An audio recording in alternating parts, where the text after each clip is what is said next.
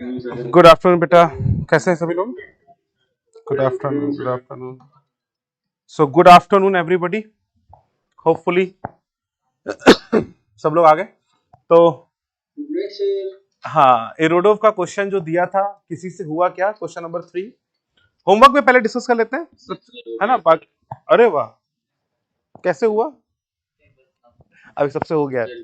हाँ, कैसे हुआ? सर उसको इक्विलिब्रियम मान लिया। क्यों? सर वो कांस्टेंट को ऐसे लेके बहुत छोटा है। किस वेलोसिटी को? अब वो v equal to a by root x। हाँ, तो रूट एक्स तो अगर बहुत छोटा है तो v बहुत बड़ा हो जाएगा। तो a को भी root x से भी छोटा तो v ले लीजिए।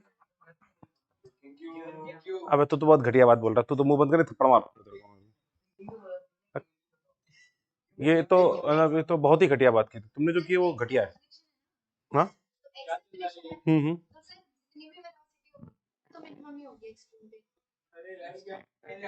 इसको एक्चुअली देखो, समझो, ये एक सिर्फ ये कॉन्टेक्स्ट है जो समझना पड़ेगा, बाकी ऐसा नहीं है। तो चलो पहले आज बात कर लेते हैं। सबसे पहले तो आज क्या क्या करने वाले हैं? आज हम लोग जो करेंगे वो काफी अच्छा होगा, क्योंकि आज हम लोग समझेंगे गेम ऑफ इक्विलिब्रियम। और कौन सा क्वेश्चन पढ़ाने वाले? अबे बताया क्या ये पढ़ाएंगे? अच्छा, रिकैप है क्या? अच्छा, तो गेम ऑफ इक्विलिब्रियम आज हम लोग पढ़ेंगे और होमवर्क का डिस्कशन जल्दी से आज हम लोग करते हैं शुरू। तो सबसे पहले आ जाओ होमवर्क डिस्कशन पे। तो होमवर्क में सबसे पहले एचसीवी डाउट्स और फिर इरोडो डाउट। हाँ, एचसीवी डाउट में क्वेश्चन नंबर 20 से शुरू हुआ था। आई थिंक 2021 वाले तो आ जाओगे, टेंशन निकालना। वो सिर्फ 22 एक क्वेश्चन इसमें थोड़ा सा डाउट आया होगा। 22 क्वेश्चन मैंने बोला भी था वैसे क्लास में कि आप लोग क्वेश्चन में 22 कितने लोग हो गया जो ऑनलाइन में बैठे हुए? कैसे क्या किया बेटा? एक बार जल्दी सब कुछ बताना शुरू करो। सर स्ट्रिंग के अलावा तो नेट कोड 0 हो जाएगा। क्यों? क्योंकि वेलोसिटी उस इंस्टेंट पे 0 है। mv स्क्वायर बाय r 0 हो गया। mv स्क्वायर बाई r 0 हो गया, तो और कुछ नहीं हो सकता उसके अलावा? तो उसके अलावा मतलब टेंशन निकाल सकते हैं। हाँ, टेंशन निकाल सकते हैं। Very good. तो ये बोला गया कि किसी एक इंस्टेंट पर क्या है, बीच की दूरी क्या दी? जल्दी से बताओ। कुछ डिस्टेंस दी रखी है, मान लेते हैं d, है ना? ये डिस्टेंस मान लेते हैं l। अब बोला गया है the system is release at given 5 centimetre. तो ये है 5 सेंटीमीटर अपना। तो सिस्टम को सिचुएशन पे छोड़ दिया गया, यहाँ पे चार्ज क्यू है, दोनों इक्वल चार्जेस हैं, क्यू एंड क्यू, राइट? और दोनों अगर इक्वल चार्जेस हैं तो आपसे बोला गया कि इनको यहां से रिलीज किया गया इस मूवमेंट पर। तो ये तो कहीं नहीं बोला गया कि भैया ये इक्विलिब्रियम है, तो इसका मतलब ये इसके बाद एक्सेलरेट कर सकते हैं। अब जो एक्सेलरेशन होगा वो किस दिशा में होगा? It can only be on the tangential direction. तो इसका जो पाथ होगा it can only be this, क्योंकि इस तरफ तो एक्सेलरेशन 0 रहेगा। सेंट्रीपिटल जिसके होने की संभावना थी, तो v स्क्वायर बाई r अगर मैं करता तो ये 0 आता, क्योंकि वेलोसिटी कुछ है ही नहीं, क्योंकि यहां से रिलीज किया गया इस इंस्टेंट पर इसकी वेलोसिटी 0 है। और उसने क्लियरली शायद मेंशन भी किया है एंड ऑफ द क्वेश्चन में कि सिर्फ उस इंस्टेंट पे ही कैलकुलेट करना है, इसके अलावा इधर उधर मत सोचना कुछ भी, नहीं तो पागल हो जाओगे।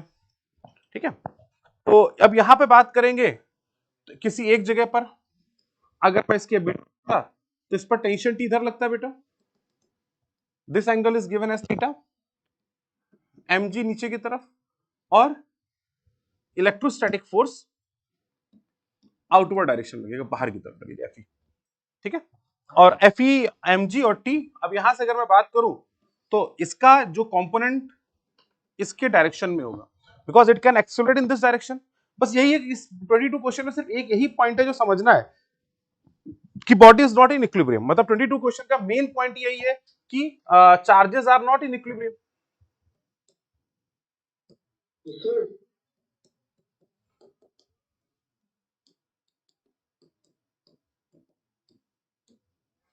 तो चार्जेस जो है अगर वो इक्विलिब्रियम में नहीं है, इसका मतलब हम डायरेक्टली बोल सकते हैं कि भैया देखो ये पार्टिकल नीचे की तरफ मूव करेंगे और mg यहाँ पे आना शुरू हो जाएगा। क्लियर है पॉइंट? तो अगर हम यहाँ पे बात करें तो mg का इधर वाला कंपोनेंट, और अगर ये एंगल थीटा है 90 minus theta, this again 90 minus theta. तो अगर हम यहाँ पे बात कर सकते हैं, वी कैन वेरी सिंपली से ये वाला एंगल थीटा होगा तो इधर वाला mg का कंपोनेंट आएगा mg sin थीटा और ये वाला कंपोनेंट हो जाएगा fe cos थीटा। और इसका इस दिशा में तो कोई एक्सेलरेशन नहीं है तो अब मान लेते हैं इसका एक्सेलरेशन इस डायरेक्शन में होगा कुछ ए। तो क्या एक्सेलरेशन होने वाला है? Net force along the tangent mg sin theta minus fe cos theta, क्योंकि हमको पता है कि ये दोनों चार्जेस एक दूसरे को रिपेल करेंगे सेम है। तो इलेक्ट्रोस्टैटिक फोर्स कितना हो जाएगा बेटा? k q q upon d square, और दोनों चार्जेस आई थिंक इक्वल दिए गए, ठीक है। तो ये क्या कह रहे बेटा? एक्सेलरेशन है कि हाँ अभी वो लिख रहे हैं बेटा हमें, इट शुड बी, और ये एम कौन सा है? टेंजेंशियल। तो बहुत सिंपल सी चीज है, charge will accelerate along tangent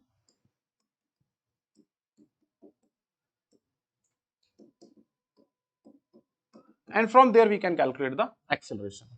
I don't think कि ये कोई खास कैलकुलेशन भी है, इजीली आंसर निकल कर आ जाए। इसके बाद सुनो, टेंशन पूछा है, टेंशन कितना होगा? टेंशन जो होगा वो इनके इधर वाले फोर्सेस को संभाल रहा होगा, that is mg cos theta, और fe का इधर वाला कंपोनेंट आ जाएगा fe sin थीटा। तो ये वाला एंगल थीटा और ये वाला 90 माइनस थीटा और ये वाला थीटा, ठीक है ना। तो t बराबर, क्योंकि इधर इक्विलिब्रियम कंडीशन एग्जिस्ट करेगी, तो t बराबर fe sin theta plus mg cos theta. Tension निकल के आ जाएगा और टेंजेंशियल एक्सेलरेशन निकल कर आ जाएगा। क्लियर है? इसके अलावा एक और डाउट आप लोगों क्या होगा? इसके अलावा एचसीवी में किसी को डाउट है क्या? एचसीवी में कोई और डाउट? Very good. तो नेक्स्ट आता है इरोडोव के डाउट। Irodov I think 3.3। अब ये 3.3 जो क्वेश्चन है ये प्रोसेस बेस्ड क्वेश्चन होता है एक्चुअली। देखो मैंने देखा सबसे अच्छा तो मुझे लगा कि कितने लोगों ने बहुत प्रॉपरली सॉल्व किया है। मैं जैसे हमारे पास जो भी है स्पर्श हैं, हर्षल हैं, बहुत अच्छे तरीके से बहुत प्रॉपर मेथड से सॉल्व किया, and that is again very good point कि उनको इस बात से मतलब नहीं था कि क्या ऑनलाइन आंसर दिया गया है, ऑनलाइन किस तरीके से रिजल्ट निकाला गया है। तो उन्होंने अपनी कोर अप्रोच को ध्यान रखा। अच्छी बात है कि कोर अप्रोच को ध्यान रखा गया, क्योंकि क्वेश्चंस में कई बार क्या होता है कुछ चीजें मेंशन नहीं होती हैं, ये रियल फैक्ट। इसीलिए मैंने पहले बोला था कि मैं इसमें हिंट दे देता हूं कुछ, क्योंकि वो हिंट की आवश्यकता थी इस क्वेश्चन में, आप लोग उनका नहीं देते तो मैंने कहा चलो ठीक है नहीं देते हैं, बट पॉइंट यही था कि हम आपको ये बताना चाहते थे। एक्चुअली क्या है, दीज आर द प्रोसेसेस जहां पर हम डिफाइन कर रहे हैं क्वासी स्टैटिक प्रोसेस, समझा था, जिसको बोलते हैं स्लोली प्रोसेस। ये पॉइंट इसको यहाँ पर थोड़ा सा मेंशन करना था, जो इन्होंने मेंशन नहीं किया था कि ये लोग धीरे धीरे एक दूसरे के पास आ रहे हैं और धीरे धीरे चार्ज यहाँ से लीक आउट हो रहा है। This is what is the context of the question, जो कॉन्टेक्स्ट क्वेश्चन का है या जो कॉन्टेक्स्ट वो बताना चाह रहे हैं। क्वेश्चन में ये छोटा सा एक पॉइंट है जो मेंशन नहीं हुआ था, जो लिखना था कि they are approaching slowly towards each other. बस एक वर्ड करके लिख देते तो सारा का सारा क्वेश्चन हाँ, इसके चक्कर में आपका 1 घंटा बच सकता था, लेकिन बहुत अच्छा हुआ, मैं ईमानदारी से बोल रहा हूँ, बहुत अच्छा हुआ। हाँ करते क्या 1-1.5 घंटे खाली बैठे थे, इससे अच्छा कुछ देर लगे रहे, चीजें बहुत सोची। अच्छा इसमें आप बहुत सारी भी तो पहले वो भी डिस्कस कर लेते हैं। तो इरोडो 3.3 में एक इंपॉर्टेंट पॉइंट है जो आपको समझना है कि चार्जेस आर अप्रोचिंग स्लोली। ये एक पॉइंट है बेटा जो आपको लिखना पड़ेगा, मतलब इट इज नॉट मेंशन्ड।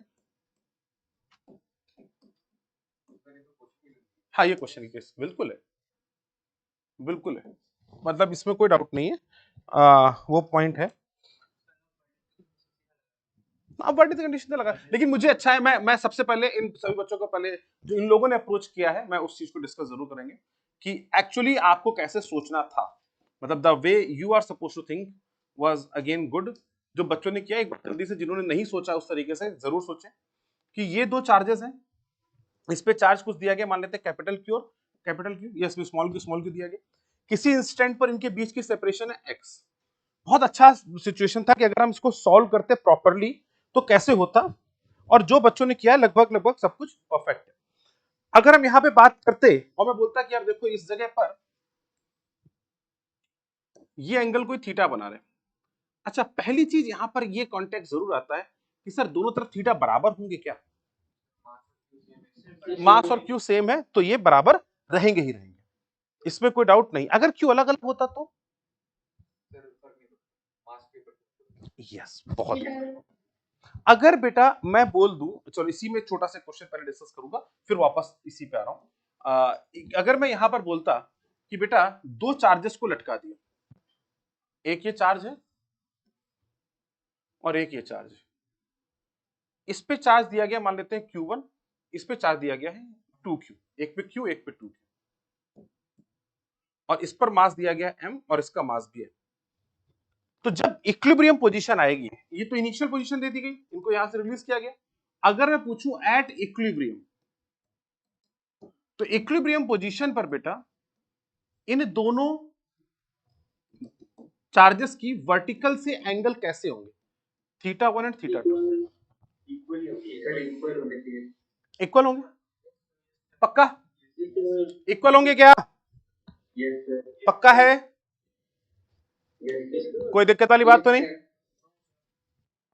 तो अगर हम यहां पे बात करें तो आप बोलेंगे यस दे आर इक्वल।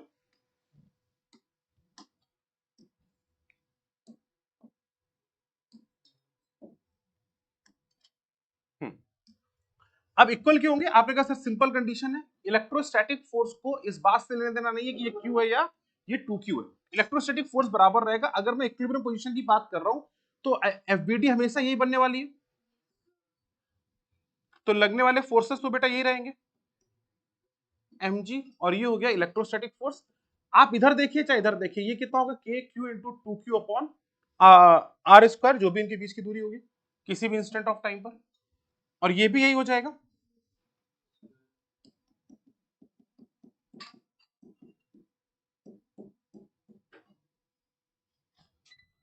तो अब mg हो गया, ये θ1 θ2। अगर मैं यहाँ पे बात करता तो मैं यहाँ पर भी मैं यही लिखता कि tan θ1, मतलब या फिर यहाँ पर मैं इक्वेट करता, इक्विलिब्रियम पोजीशन दी गई है तो टेंशन के कंपोनेंट से भी आप कर सकते हैं θ1, तो आप बोल सकते हैं that t of cos of θ1 it should be equal to mg, और t of sin of θ1 it should be equal to electrostatic force. तो tan of θ1 will always be equal to Fe upon mg। तो जब तक electrostatic force equal है, मतलब charges भले कुछ भी हो जाए, जब तक मास सेम है तो कोई फर्क नहीं पड़ेगा।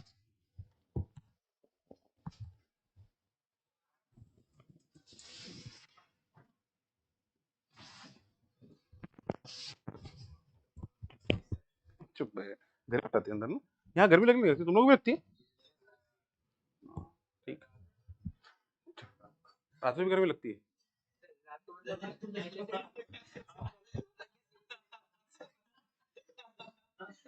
क्या बोला?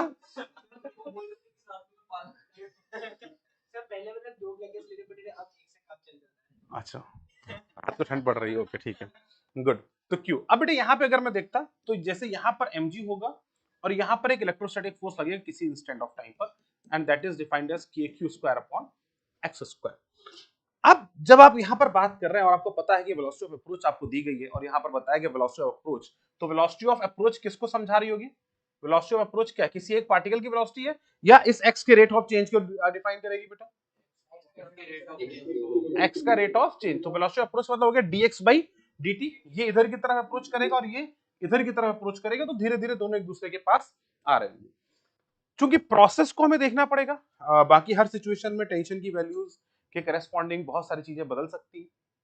तो अगर हम यहाँ पे बात करें किसी भी इंस्टेंट ऑफ टाइम पर, जब एक वेलोसिटी गेन कर रहा होगा v1 और एक वेलोसिटी गेन कर रहा होगा v, दोनों का मास सेम दिया गया है, सब कुछ चीजें सेम दी गई हैं, तो एक्चुअली क्या होना चाहिए था पहले उस पर बात कर लेते।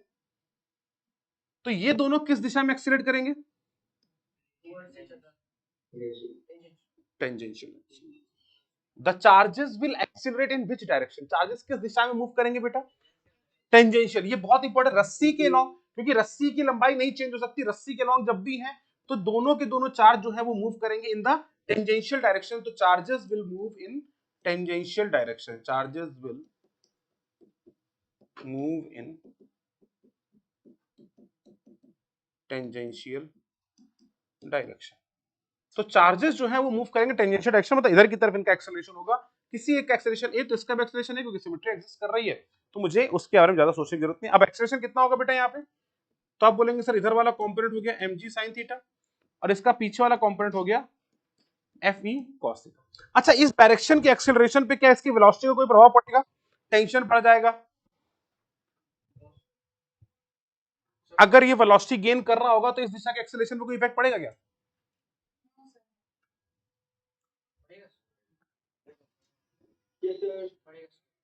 पड़ेगा।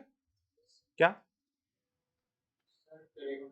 dv by dx v dv by dx v dv by dx by cos कम होगा तो नहीं, मैं एक्सेलरेशन की बात करूं। इस एक्सेलरेशन पर इसकी वेलोसिटी का क्या प्रभाव पड़ेगा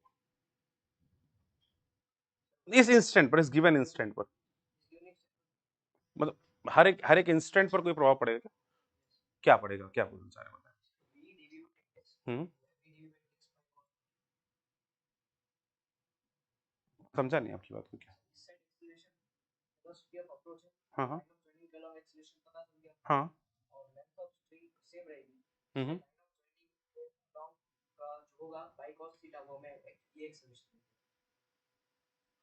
वो ये एक्सेलरेशन दे देगा, ठीक है, वो एक्स पे डिपेंड करता है। हाँ वो करेगा, एक्स पे डिपेंड। मैं वेलोसिटी की बात कर रहा हूँ, मतलब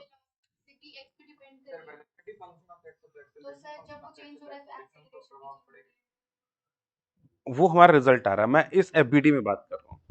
मतलब वो एक्स के साथ चेंज होगी, दैट इज प्रीटी ऑब्वियस कि भाई चेंज होगा, फोर्स लगेगा तो एक्सीलरेट करके आगे आएगा। मैं ये कहना चाह रहा हूँ कि इस एफबीडी में, इस ब्लॉक की एफबीडी में बेटा, जैसे ये ब्लॉक यहाँ पर है, इस पर टेंशन टी लगा, इस पर एक mg लगा इधर की तरफ और एक इलेक्ट्रोस्टैटिक फोर्स लग गया इधर की तरफ Fe।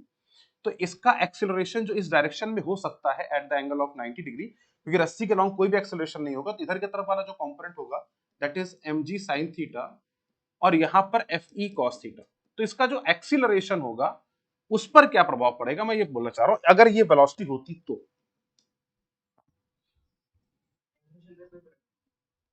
टेंजेंशियल दिशा में कोई फर्क नहीं पड़ेगा। आप जो बात करें, आप उसकी बात करें, उसके प्रभाव की बात कर रहे हैं।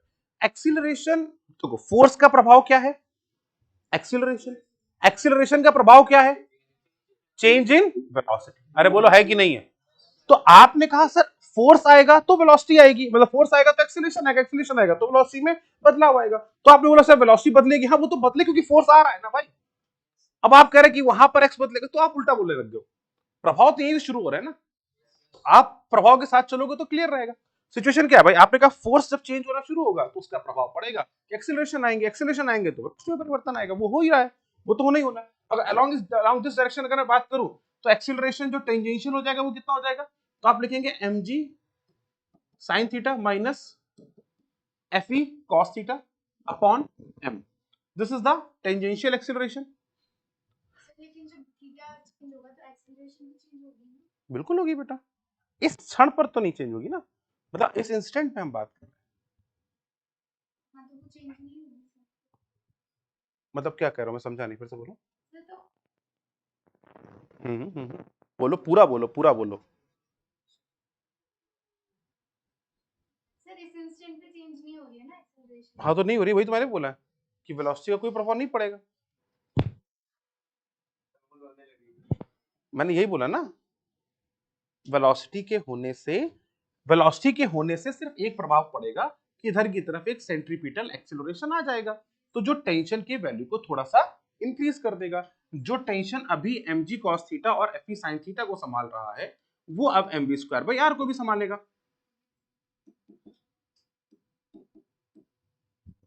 तो जो टेंशन है इस दिशा में वो इसको बढ़ा देगा और ये इधर की तरफ एक्सीलरेट करना शुरू करेंगे। ये बेसिक प्रभाव है ना, बेसिक फोर्स तो यही बताएगा। फोर्स के कारण जो प्रभाव पड़ेगा हम उसको देखने जा रहे हैं। तो जब फोर्स आएगा तो इनके बीच के डिस्टेंसेस चेंज होना शुरू होंगे। अब ये पार्टिकल इधर एक्सीलरेट करेगा, ये वाला पार्टिकल इधर एक्सीलरेट करेगा। तो अगर हम बात करें वेलोसिटी ऑफ अप्रोच के बारे में, तो वेलोसिटी ऑफ अप्रोच क्या होगी, या वेलोसिटी ऑफ अप्रोच का चेंज कैसे करेंगे? वो ए पे डिपेंड करेगा या 2a पे डिपेंड करेगा? पहले एक छोटा सा ये भी मिस्टेक था।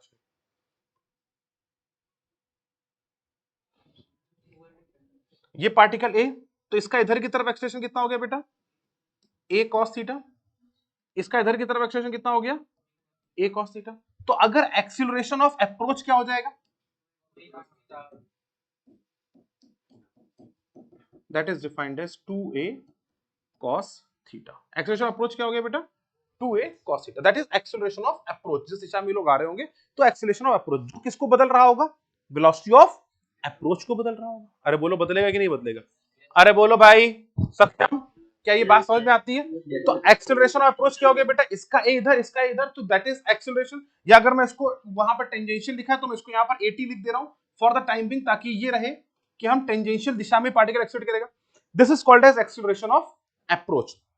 अगर मुझे एक्सेलरेशन ऑफ अप्रोच यहाँ पर ये मिल जाता है तो मैं यहाँ पर बहुत छोटा सा पॉइंट ये लिख सकते हैं कि ये क्या हो जाएगा, आपने कहा सर एक्सेलरेशन ऑफ अप्रोच है, तो ये किसको चेंज कर रहा होगा, d velocity of approach by dt। भाई यही तो होगा बेटा कि नहीं होगा, d velocity of approach by dt and that simple equal to twice of a tangential of cos theta.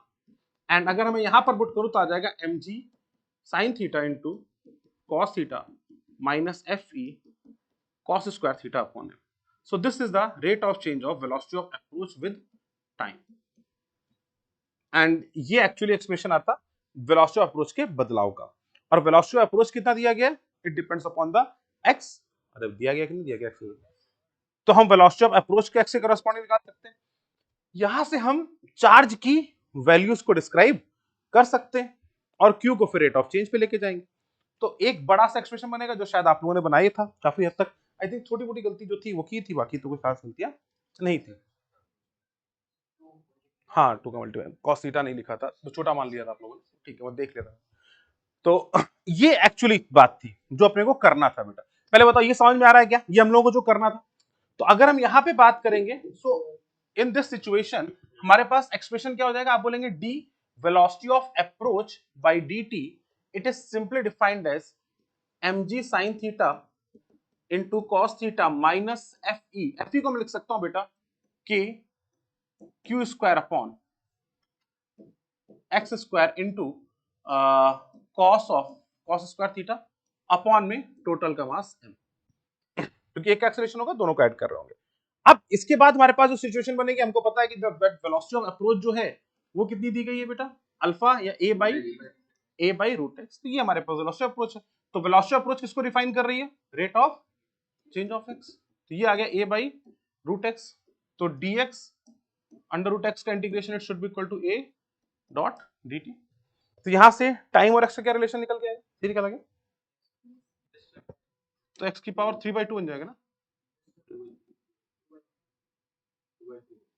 अबे 1/2 प्लस 1 होगा ना, अच्छा मल्टीप्लिकेशन, ठीक है। ये बराबर अल्फा, इसको अल्फा लिख देते हैं, एक्सेलरेशन से अल्फा लिख देते हैं, अल्फा इंटू टी। तो यहां से मेरे पास x की वैल्यू निकल के आ जाएगी 3/2 अल्फा t की पावर 2/3। तो अब यहां से आप सारी एक्सप्रेशन को डिफाइन कर सकते हैं, that what is dx by dt, that is velocity of approach. कितना आ जाएगा ये 3/2 अल्फा t की power 1/3 with a minus sign into 2/3। तो ये जाएगा अल्फा अपॉन, हाँ हाँ यार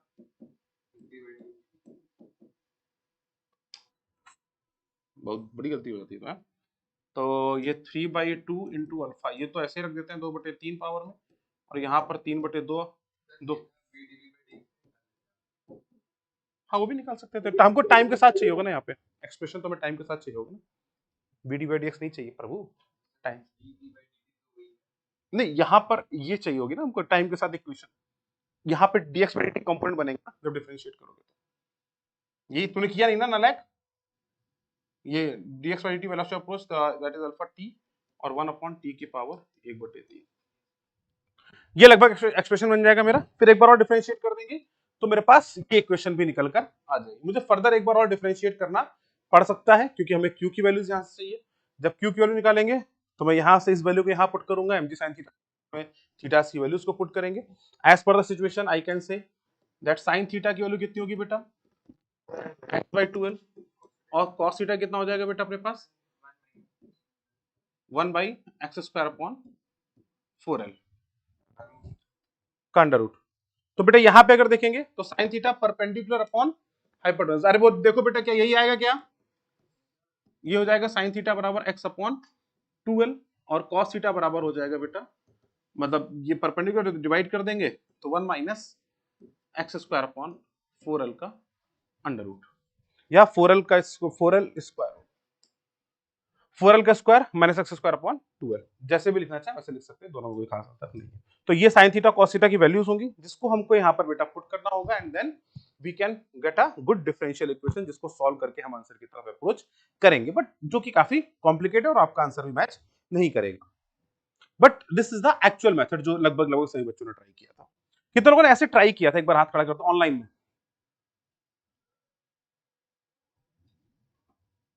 सार्थक, आदित्य, अग्नि। हाँ बेटा, फिर इसमें थीटा बहुत छोटा तो उसको लीनियर मोशन नहीं मान सकते। मान सकते हैं, अप्रोक्सीमेशन हम लोग लेंगे। थीटा की साइन थीटा को हम लोग x/2l और cos थीटा को 1 - x² अपॉन 4l को 1 मान लेंगे, तो from there we can put the values. वो अप्रोक्सीमेशन हम ले सकते हैं, कोई बुराई नहीं।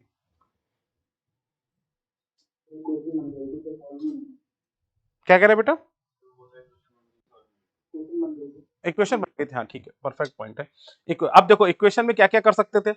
पहला एक ऑप्शन हमारे पास बनता है कि भाई इसको ही 0 मान लो, तो खत्म करो भाई, थीटा छोटा है, ये निपट गया, सीधे सीधे मेरे पास एक्सप्रेशन आ गया कि q² upon x² into cos theta pi है। जब ये भी ट्राई किया साइन थीटा को थीटा मान के छोटा मानते हुए, बट सब 0 आ जा रहा था, तो इक्वेशन वेलोसिटी अप्रोच क्योंकि वो बहुत छोटा हो जाएगा तो वो निपट जाएगा, इसलिए हम उसको एजम्पशन की बात करेंगे तो इसको हम साइन थीटा को छोटा मानते हुए थीटा की वैल्यू वैसे साइन थीटा डायरेक्टली हम लोग पुट करेंगे तो कोई खास फर्क नहीं पड़ता, बस cos थीटा को आप अप्रोक्सीमेटली 1 यूज कर सकते हैं, एक्सप्रेशन थोड़ा सा बड़ा बन जाएगा बट अगेन वो काफी चैलेंजिंग हो जाएगा। अब पॉइंट आता है कि ये एक्चुअली एक्सप्रेशन है क्या। तो अगर मैं बात करूं इसको किस तरीके से जो फ्रेम किया गया क्वेश्चन, वो फ्रेमिंग क्या है इरोडो के साइड की, वो मैं एक बार समझा देता हूं। वहां पर वो इस चीज को बोलना चाह रहे हैं कि they are approaching slowly towards each other. बस ये एक छोटा सा एक पॉइंट है जो हम लोगों को मतलब जो उनको बोलना था। बेस्ड ऑन दैट जिस क्या जब भी कोई क्वेश्चन फ्रेम कर रहा है तो उसके करस्पॉन्डिंग एक एग्जामिनर का वो होता है, पॉइंट ऑफ व्यू होता है जिसपे आपको भी सोचना पड़ता है। मैं कई बार आपसे बोलता भी रहता हूँ कि जेईई मेन में कई सारे क्वेश्चन ऐसे आएंगे जिसमें नहीं समझ में आ रहा कि क्या करना है, कई बार ओवर थिंकिंग कर लेता हूँ, है कि नहीं बताया? अरे बोलो ओवर थिंकिंग एक बड़ी प्रॉब्लम होती है कि नहीं होती बेटा? ये कुछ वही केस हो जाते हैं जहां पे हम अपने आप को थोड़ा एक्सटेंड करते हैं। बहुत अच्छी बात है और ईमानदारी की बात मैंने कई बार आपको बताया भी, कई सारे बच्चों के साथ ऐसा होता है कि जब ओवर थिंकिंग जहां पर आ जाती है कई बार कॉम्प्लिकेट बहुत हो जाती है। तो मैंने आपको कई बार बोला है कि जब आप ऐसे फंसने लग जाओ तो आप सोचो कि यार हो सकता है कि मैं ज्यादा सोच रहा हूँ, हो सकता है कि मैं कुछ सिचुएशन को नहीं समझ पा रहा हूँ या डायरेक्शन अप्रोच गड़बड़ है, वापस आना पड़े। बहुत बार ऐसा हुआ है, बहुत जगहों पर ऐसा हुआ है जहां पर जेई फाइनली नहीं माना है। और फ्रैंकली अगर आप लोगों ने देखा होगा तो आईएनपीएचओ वाले में हमने लास्ट में गलती निकाली। मैं अभी कल भी एक क्वेश्चन डालूंगा, आईएनपीएचओ 2023 का क्वेश्चन है, जो गलत सॉल्व किया है हम लोगों ने, गलत क्लेम भी किया। मतलब लास्ट ईयर हमने क्लेम किया था, अगर आप देखेंगे तो 2023 में हमने प्रॉपर्ली उसको क्लेम किया, 3 डायमेंशनल ज्योमेट्री का क्वेश्चन, और वो नहीं माना उन्होंने। और मैं प्रूफ करूंगा वो इलेक्ट्रोस्टैटिक का ही है, तो आप लोगों को भी करवाएंगे और अभी करवाएंगे, मतलब 2 से 3 लेक्चर के बाद वो क्वेश्चन हम क्लास में डिस्कस करेंगे प्रॉपर्ली। तो 3 डायमेंशनल ज्योमेट्री का बहुत ही अच्छा क्वेश्चन है, बट वो नहीं माना उन्होंने। तो कई बार क्या होता है कि क्वेश्चन में ऐसे बेसिक या फंडामेंटल कुछ एरर्स आ जाते हैं जिसके करस्पॉन्डिंग सिचुएशंस थोड़ी सी गड़बड़ा जाती है।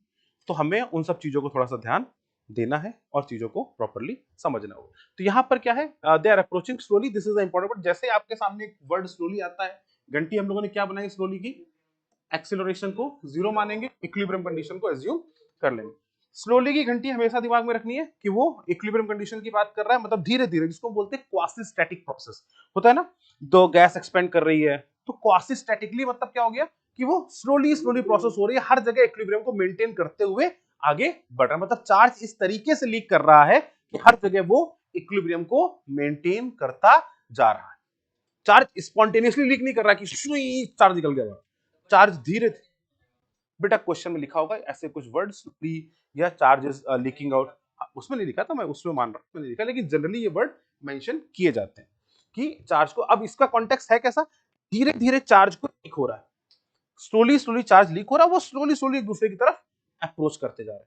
तो चार्ज कंसिस्टेंटली धीरे धीरे लीक करता जा रहा है और वो लगातार अप्रोच करते जा रहे हैं एक दूसरे की तरफ। तो ये कॉन्टेक्स्ट वो वहां पर बिल्टअप करना चाह रहे हैं। क्या ये बात समझ में आती है बेटा कि नहीं आती है? तो ये छोटी सी हिंट है 3.3 क्वेश्चन में, एक छोटा सा बस पॉइंट है जो वर्ड है slowly, that should be there, जिसके करस्पॉन्डिंग आपको आंसर की जो है वो देखने को मिलेगी, मतलब जो उनका कॉन्टेक्स्ट है वो देखने को मिलेगा। अगर वो उस कॉन्टेक्स्ट में नहीं देते तो कैसे सॉल्व करना था वो भी आपने समझ लिया। हाँ, अब इसके बाद अगर आप देखेंगे तो क्वेश्चन काफी हद तक इजी हो जाता है।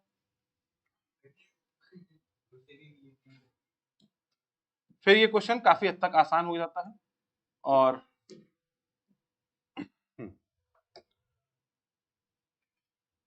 अब इस क्वेश्चन में क्या करना है बेटा, अगर मैं बोलूं कि हर समय इक्विलिब्रियम मेंटेन है, अग्निबा जल्दी बताओ क्या करेंगे, क्यू क्यू क्यू और ये हो गया एक्स।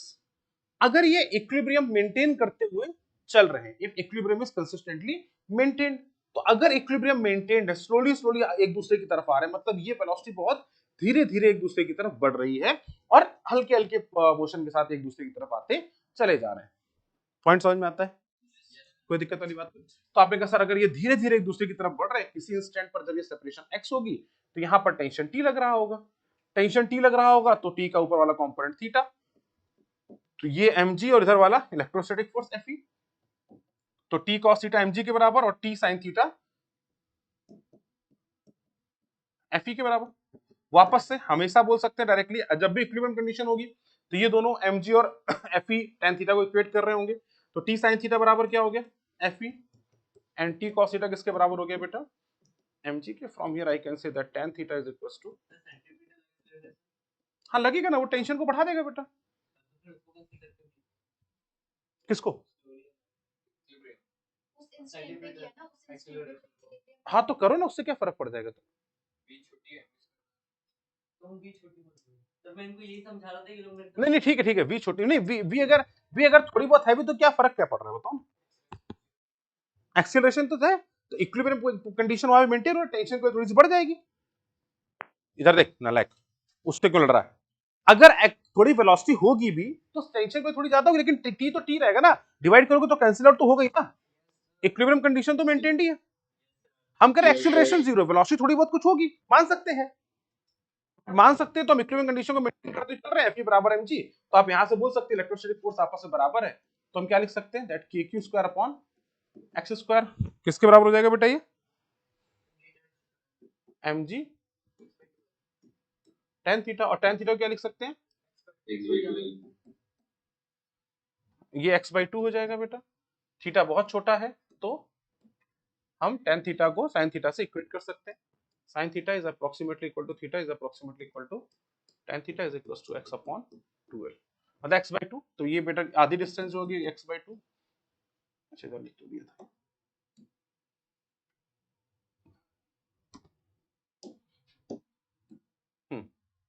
ये हो जाएगा x/2, तो यहां से हम लिख सकते हैं x/2l, and from here we can say that ये हो जाएगा kq square upon x square, और ये उधर चला जाएगा तो k, यहां से q की वैल्यू हमारे पास निकल के आ जाएगी that q is equal to mg into xq upon 2l into 1/k, और यहां से हम dq/dt पुट, अच्छा रूट, आपने सही लिखा था।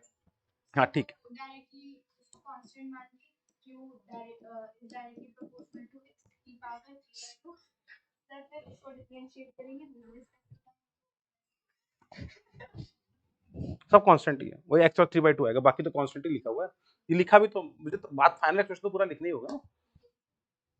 यहां से आप dq/dt की वैल्यू को कैलकुलेट कर सकते हैं और dx/dt को भी कैलकुलेट कर सकते हैं, ठीक है। तो वेलोसिटी ऑफ अप्रोच के साथ चेंज हो रही है तो फिर एक्सेलरेशन जीरो कैसे बनेगा? हम ये मान के चल रहे हैं बेटा, एक्सेलरेशन को जीरो नहीं मान रहे हैं, हम ये बोल रहे हैं कि बहुत स्लोली है, इक्विलिब्रियम को मेंटेन करते हुए चल रही है। अनडाउटेडली होगा एक्सेलरेशन, बट वो बहुत छोटा होगा, हम जीरो नहीं मान रहे हैं। जैसे अभी एक और क्वेश्चन अगर आपको याद हो तो फ्रिक्शन वाला क्वेश्चन, या HCV का एनएलएम का क्वेश्चन नंबर 12 अगर आप देखेंगे, या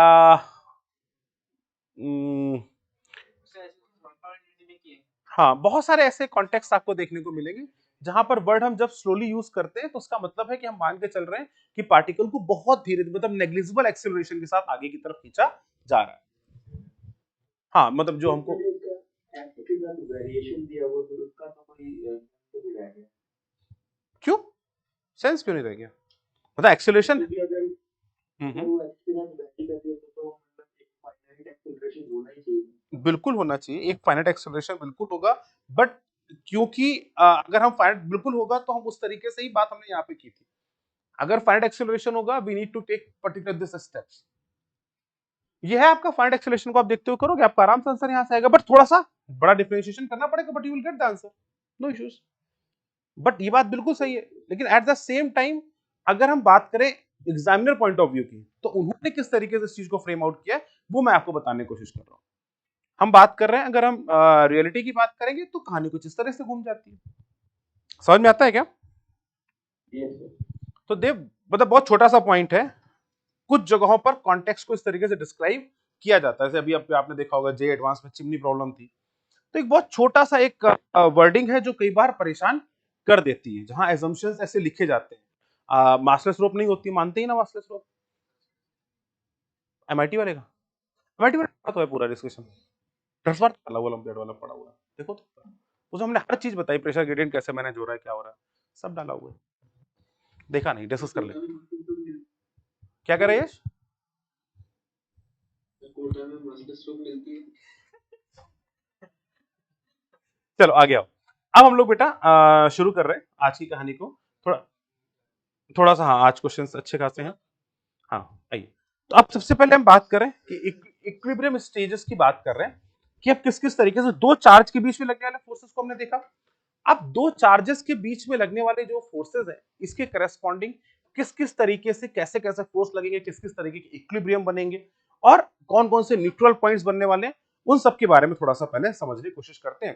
तो सबसे पहले एक छोटी सी एक हेडिंग डाल देंगे बेटा, प्रिंसिपल ऑफ सुपरपोजिशन।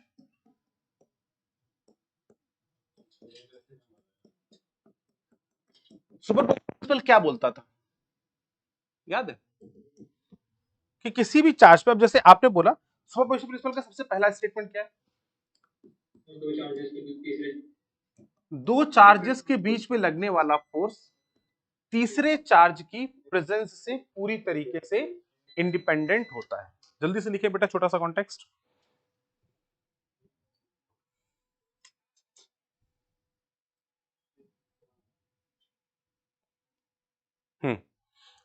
प्रिंसिपल क्या होता है? Force between any two charges is independent of the presence of any other charge in space.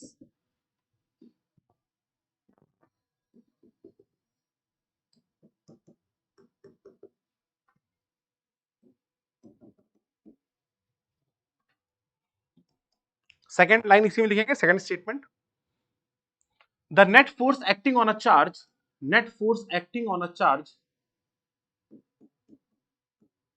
net force acting on a charge is independent of is vector summation of the force applied by individual charge particle exist in space by vector summation of force applied by individual charge particle in space। बहुत basic सा point.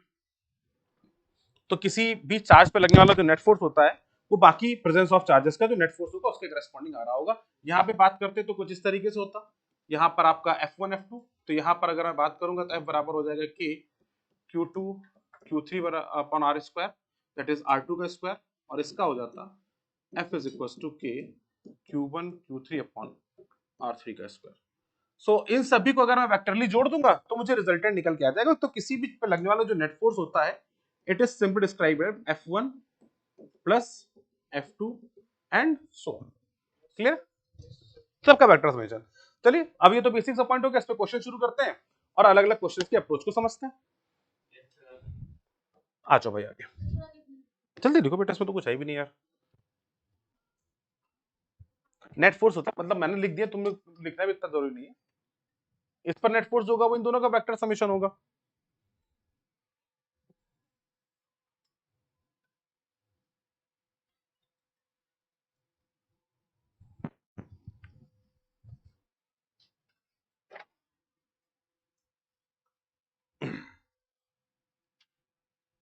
आगे बढ़े। बच्चों लिख लिया सबने online? हो गया डन। चलो बेटा आगे बढ़ते हैं। चलो जल्दी से लिख बताना है, स्टार्ट करो। सबसे पहले एक चार्ज यहां रखा है किसी भी पॉइंट Q पर, किसी डिस्टेंस a,0 पर। यार एक 0, -a पे रखा है, ये भी चार्ज Q है, ये भी चार्ज Q है। एक और चार्ज यहां रखा है Q, इसकी डिस्टेंस है यहां से x। Find force acting on Q। Find force acting on Q, जल्दी से बताओ। Small q। Find force acting on small q charge.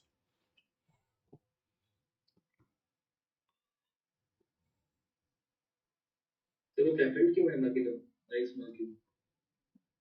दोनों फिक्स है, ये दोनों चार्ज फिक्स है, सेम चार्ज है, इक्वल फिक्स चार्ज है। तो कैपिटल क्यों है और ये क्यों? हाँ दोनों कैपिटल Q, ये दोनों कैपिटल Q है और ये small q। 2k2qx by x2 very good, perfect है, बहुत शानदार।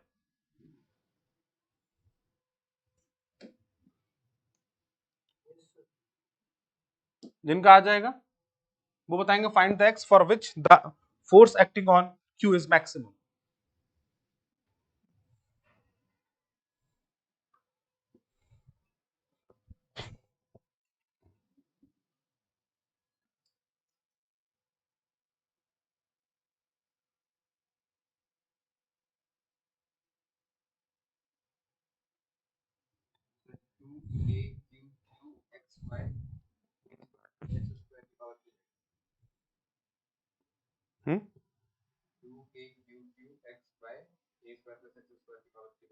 Perfect.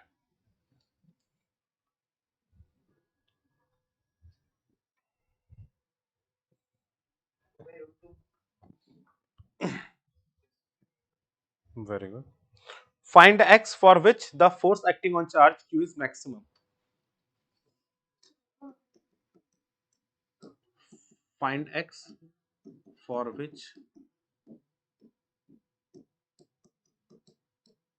force acting on Q is maximum.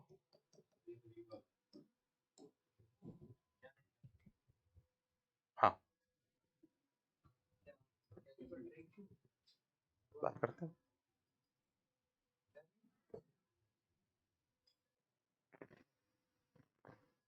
कहते हैं फिर इसको कर लो।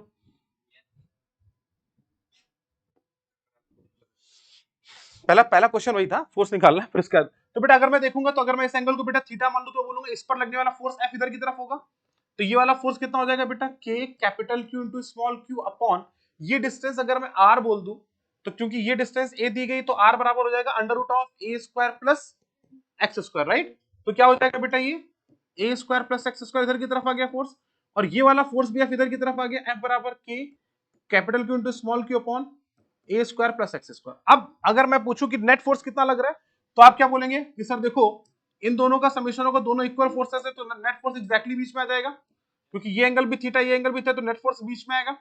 या इसको मैं ऐसे भी देख सकता हूं कि इनके vertical component sine theta cancel हो जाएंगे, कॉस थीटा वाले ऐड हो जाएंगे, तो वी कैन वेरी सिंपली से द एफ नेट बराबर 2f cos थीटा, क्योंकि इसका भी कंपोनेंट f cos थीटा इधर की तरफ आएगा और इसका कंपोनेंट भी बेटा f cos थीटा इधर की तरफ आएगा, तो f नेट आ जाएगा 2f cos थीटा और f sin थीटा आपस में कैंसिल।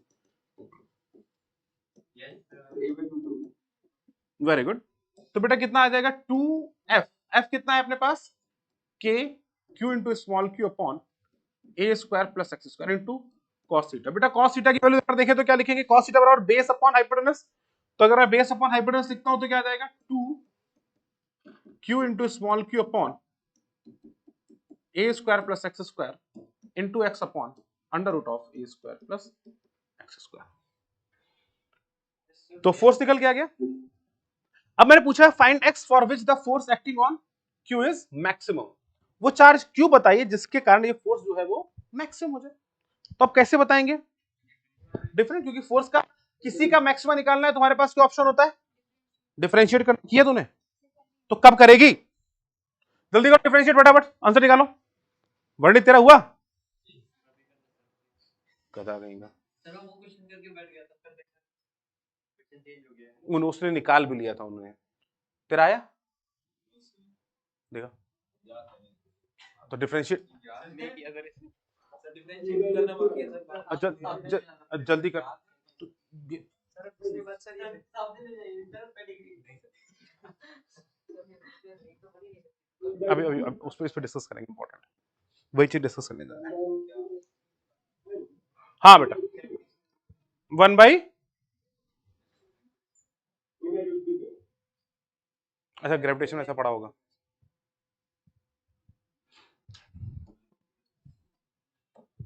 चल बहुत बढ़िया, वेरी गुड, आ जाओ जल्दी ऊपर आओ। a by root 2, very good. तो आपने कहा सर इसको अगर मैं डिफरेंशिएट करता हूं तो मैं लिख सकता हूं df फॉर मैक्सिमा। अगर मैं मैक्सिमा निकालूंगा तो df by dx कितना करना होगा 0।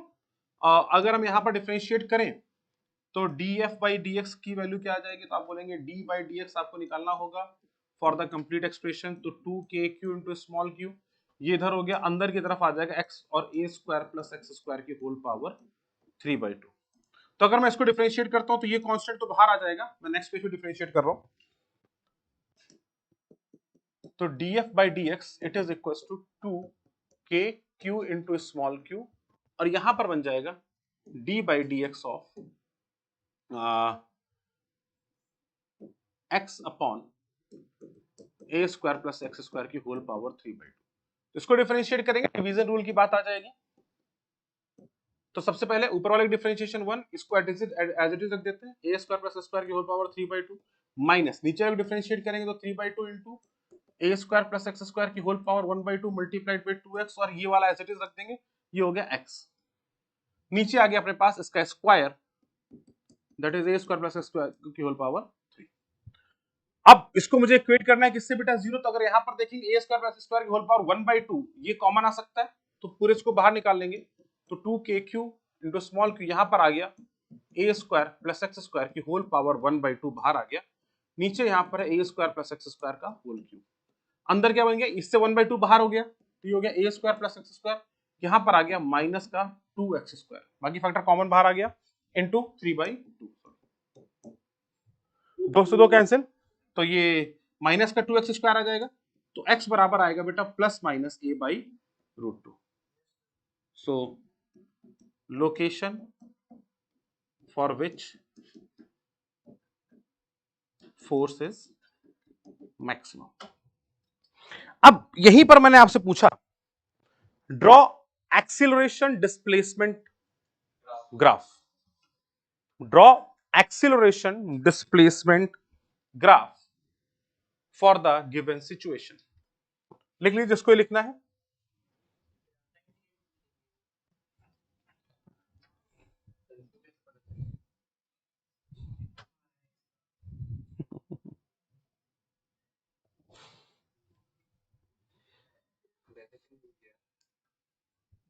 ऐसे हम बहुत कराएंगे, हम आज एसएचएम पे ही क्वेश्चन है।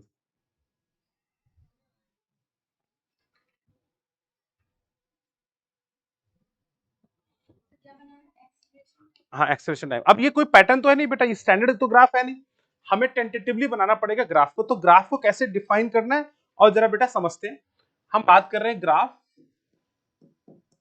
आप एक्सेलरेशन वर्सेस ग्राफ कर दीजिए या फोर्स वर्सेस एक्स कर दीजिए, दोनों ही एक्स, एफ बाई एक्स और ए एक्स। तो आपने कहा सर फोर्स, अब मैं इस ग्राफ को कैसे डिफाइन करूं बेटा, कोई मुझे आइडिया बताओ कि किस तरीके से मैं इसके बारे में सोचूं। मेरे पास एक्सप्रेशन ये दिया गया है बेटा, अब मैं इस ग्राफ को कैसे समझाऊं कि यार ग्राफ कैसे बनेगा। हाँ।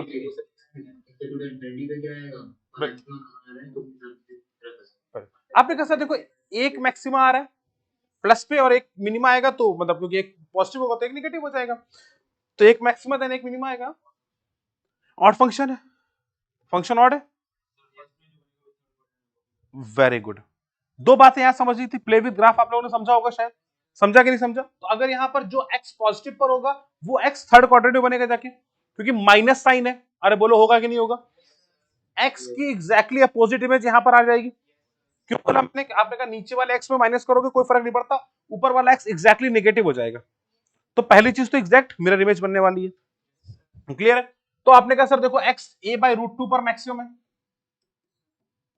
x बराबर 0 पर आपने कहा 0 है, जैसे 0 रखूंगा ये 0, तो ये पूरा फैक्टर 0 हो गया कि नहीं हो गया? और जब ये इंफिनिटी को टेंड करेगा तब 0। आपने कहा नीचे वाली पावर हायर है, ऊपर वाली पावर लोअर है, डिवाइड करेंगे तो अपने को दिखाई पड़ रहा है कि ये इंफिनिटी पे 0 को टेंड करने वाला है। तो मतलब ग्राफ अगर मैं इस तरफ देखूं तो x में टच करेगा, फिर कुछ इंफिनिटी की तरफ जा रहा होगा। पहले ये चीज समझ में आती है बेटा, इस तरफ का ग्राफ क्लियर होता है, ठीक है ना? In the very similar situation यही चीज यहां पर आने वाली है, यही सेम कंडीशन यहां पर आएगी। तो जब भी कई बार होगा कि हमें ग्राफ नहीं पता है, तो हमें हमेशा अप्रोचिंग देखना होता है, इन्फिनिटी देखना है, 0 पे देखना है, मैक्सिमम इतना देखना है। इन 3 फैक्टर से हम अपने ग्राफ को एनालाइज करते हैं। ऑप्शन दिया होगा उसके हिसाब से हमें समझना होगा कि हाँ इन्फिनिटी पे 0 हो रहा है, 0 पर क्या हालत है और मैक्सिमम मिनिमम कहां पर आ रहा है। बेस्ड ऑन दैट हम डिफाइन कर लेते हैं कि क्या क्या सिचुएशन होगी। अब बेटा यहीं पर थोड़ा सा और गेम खेलते हैं। सर वो मिरर इमेज होगा क्योंकि odd function, yes odd function है, मिरर इमेज नहीं है ये।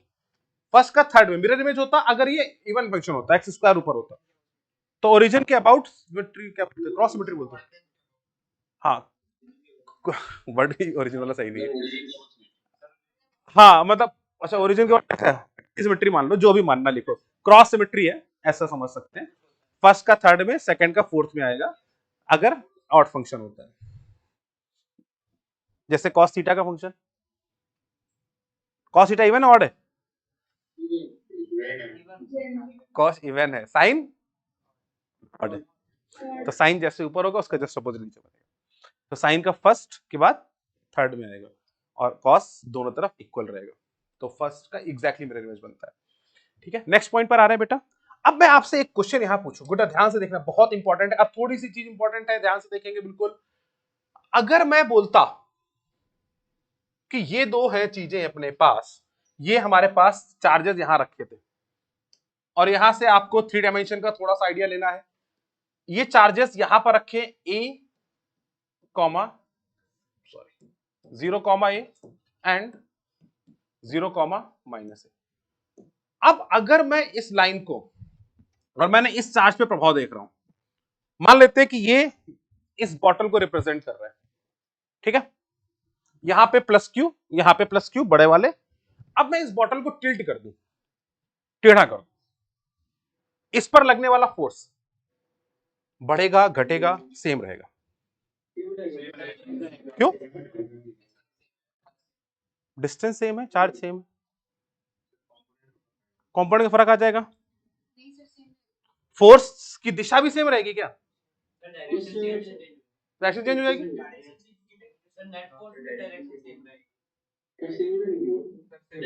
तो मैं वापस एक बार फिर से बोल रहा हूं, फिर से एनालाइज करो आराम से, कोई जल्दबाजी नहीं बेटा, कोई जल्दबाजी नहीं, आराम सुनना है। ये मेरे सामने बॉटल रखी है, ऊपर नीचे और मेरे हाथ पे चार्ज है, ठीक है। मैंने अभी ये वाला चार्ज ऐसे फोर्स लगा रहा है, ये वाला चार्ज ऐसे फोर्स लगा रहा है, इन दोनों का रिजल्टेंट मेरे अंदर की तरफ आ गया, ठीक है। क्लियर है, दिखाई पड़ रहा है बच्चे? अब मैंने बोला ये बॉटल टिल्ट होगी, ऐसी होगी, तो अब इस पर लगने वाला फोर्स कैसा होगा?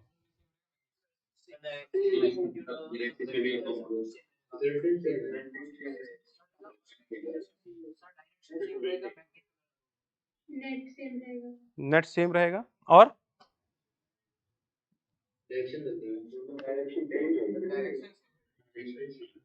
डायरेक्शन सेम हो जाएगा, नेट फोर्स इक्वल रहेगी, सब कुछ इक्वल रहेगा, सब कुछ इक्वल रहेगा, there will not be any change. अब इसको देखें कैसे, ऐसे समझो, ये ऐसे है, इसको मैं ऐसे करके ऐसे कुछ भी कर दूं, तो हम एक्सिस भी रोटेट कर रहे हैं। It is simply the rotation of axis, it is simply the rotation of, अरे हुआ तो वही ना भाई, हम रोटेशन में एक्सिस को चेंज करेंगे तो हमारे पास सिमेट्रिकल इसके अबाउट। तो अगर मैं इस चीज को, इस इफेक्ट को जरा ध्यान से देखिएगा बेटा, क्योंकि ये एक बहुत ही इंपॉर्टेंट पॉइंट बन जाता है कि अगर मैं इस चार्ज को लोकेट करूं, थोड़ा सा भी चेंज करूं, मतलब अगर मैं एक्सिस पे ऐसा टिल्ट कर दूं, still the situation will remain same. मतलब मैं इसी डायग्राम को थोड़ा सा अलग से बनाता हूं।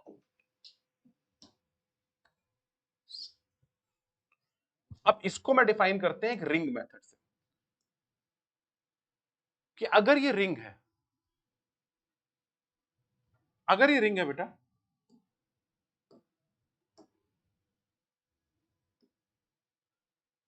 बच्चों एक यहां पे रखा है चार्ज क्यू और एक चार्ज क्यू यहां रखा है। तो सबसे पहले मैंने इस चार्ज को, एक चार्ज को मैंने इधर रखा, देखना बेटा ध्यान से, इस डायमीटर के अबाउट, एक प्लस क्यू यहां पर, एक प्लस क्यू यहां पे। अब मैंने आपसे पूछा बताओ नेट फोर्स कितना लगेगा इस चार्ज में, मतलब अब थोड़ा सा चेंज होगा ना, चार चार्ज हो गए भाई।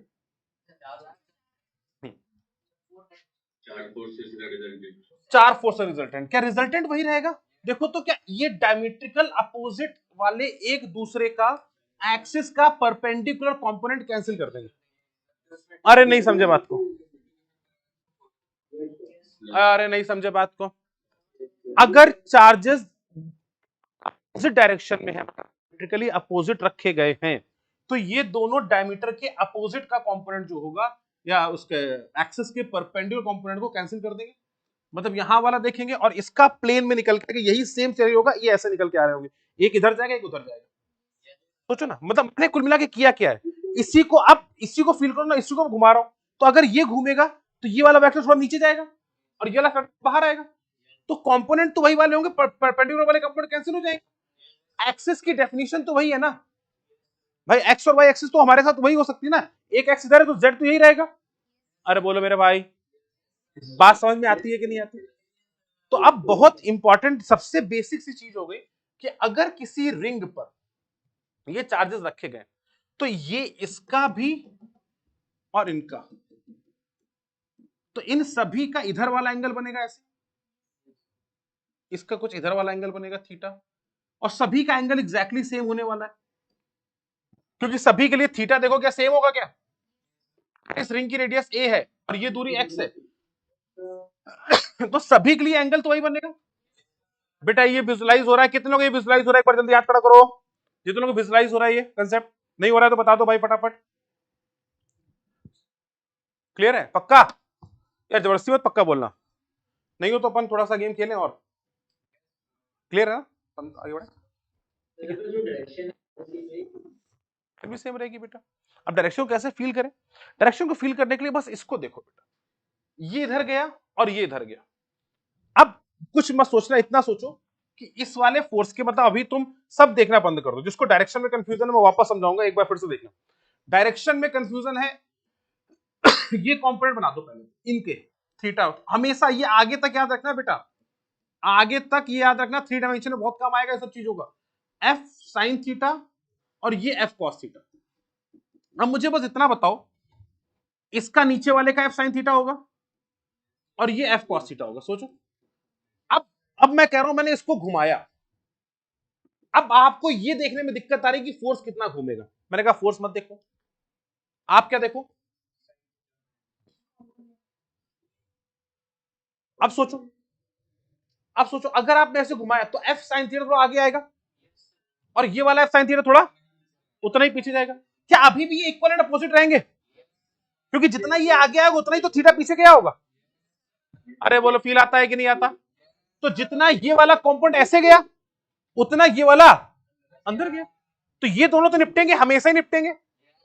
तो अगर आपने इसको यहां से थीटा एंगल अगर घुमा दिया ऐसे, मतलब अल्फा एंगल मान लेते हैं, तो इधर वाला कंपोनेंट ये इस वाले सर्कल में घूम जाएगा, ये इधर की तरफ अल्फा घूम गया और ये इधर की तरफ अल्फा घूम गया, तो ये इधर की तरफ एफ साइन थीटा होगा और ये इधर की तरफ एफ साइन थीटा होगा, ये अंदर घुस जाएगा ये बाहर निकल आएगा। अरे बोलो बात समझ आती है क्या? हाँ परफेक्ट है पॉइंट, बहुत बढ़िया, इधर आके दिखो, इधर आके दिखो, अच्छा कर, अबे अरे अबे जैसे किया तो वैसे करा के ना, जादूगर, अबे आओ इधर यार, वेरी गुड, आ जाओ आ जाओ, अच्छा कर रहे हो। तुम फ्यूचर में टीचर बनना तो केमिस्ट्री वाले बनना। हाँ देखो, ये जैसे ये बात करने की कोशिश कर रहे हैं, ये एक्सिस ये एफ कंपोनेंट, अब जैसे ही आप इसको घुमाएंगे ना तो ये वर्टिकल कंपोनेंट है, तो ये इसका नीचे वाला, अगर ये हैंड घूमता भी है तो ये इधर गया, ये आपको ऐसा लगा टेढ़ा गया, लेकिन इसका इधर वाला कंपोनेंट और इसका इसके नीचे वाला कंपोनेंट ये तो सेम ही घूमे ना, तो मतलब एक सेकंड ऐसा रखना बेटा, हाँ तो ये इसका वर्टिकल कंपोनेंट है और ये इसका डाउनवर्ड कंपोनेंट होगा, तो जितना ये इधर की तरफ टर्न करेगा उतना ये वाला इधर तरफ टर्न कर जाएगा, तो ये दोनों वर्टिकल कंपोनेंट आपस में तब भी कैंसिल कर रहे हो, तो एक्सिस का perpendicular component always cancel each other. अगर इक्वल चार्ज डायमेट्रिकल अपोजिट रखा गया है रिंग के ऊपर तो अपोजिट कंपोनेंट एक्सिस के हमेशा एक दूसरे को कैंसिल आउट कर देंगे।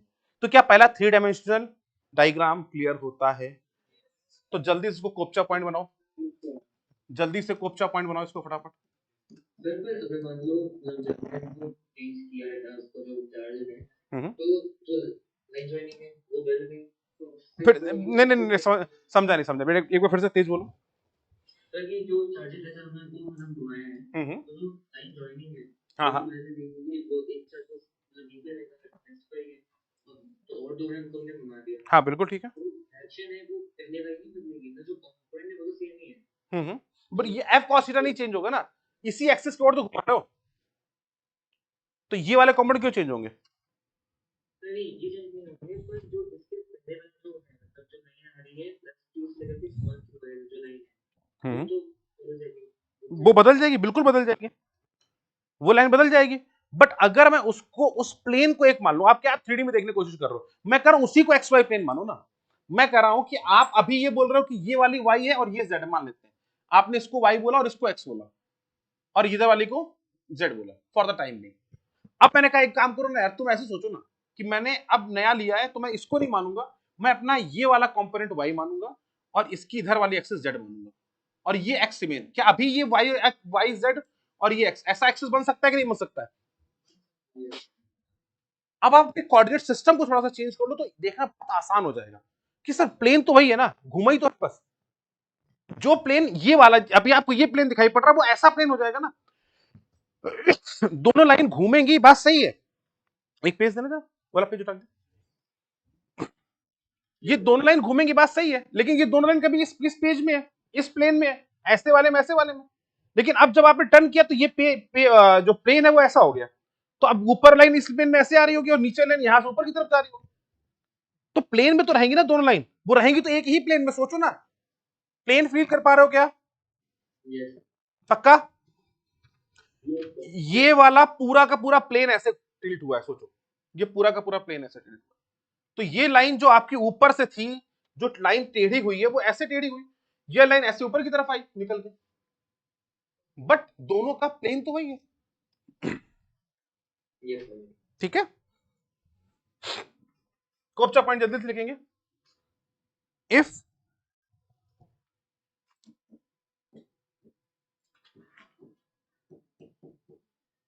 equal charges are placed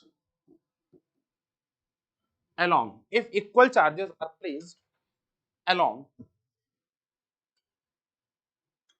if equal charges are placed along diameter of ring, then force along the axis, force on the axis on a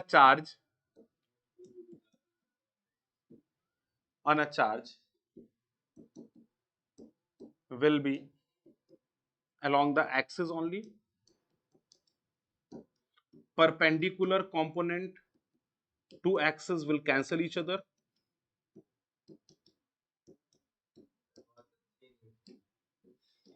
नालायक बीच में भूल गया तो उसने याद दिला दिया। क्या लिखा है? अच्छा कुछ और ही लिख दिया क्या?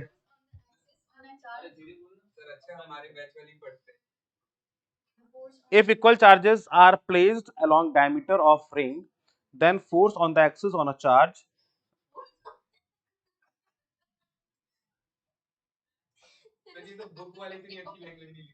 ठीक है, मैंने देखो अंग्रेजी आप तो लिख सकते हैं, पंटाप है कि भी है कि टाप नालायक।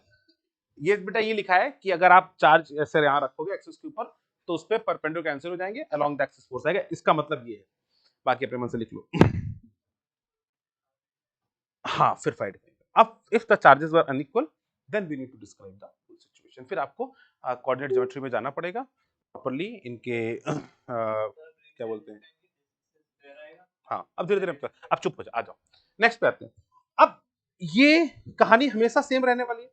अब जैसे मैं इसी क्वेश्चन को फ्रेम करता हूं अलग तरीके से, जल्दी लिखो लड़की। ये तो अपोजिट का केस हो गया। लेकिन हम एक और बड़ा इंपॉर्टेंट सा केस डिस्कशन है, वेक्टर का केस आप सभी लोगों ने समझा होगा शायद, उस केस को भी एक बार जल्दी से डिस्कस करते हैं। लेकिन पहले क्वेश्चन पूछते हैं फिर डिस्कस करेंगे। 3 चार्जेस को रखा, प्रूफ करना है नालायकों सब कुछ प्रॉपरली। चार्जेस को रखा बेटा, 3D ज्योमेट्री थोड़ा ध्यान से समझना। एक चार्ज को रखा है यहाँ पे प्लस क्यू, इस जगह पे रखा है, यस प्लस क्यू यहां रखा है, यस प्लस क्यू बहुत ही घटिया है। अब जल्दी से बताओ तो नेट फोर्स कितना आएगा, नेट फोर्स कितना आएगा ऑन दिस चार्ज कितना लायक लड़की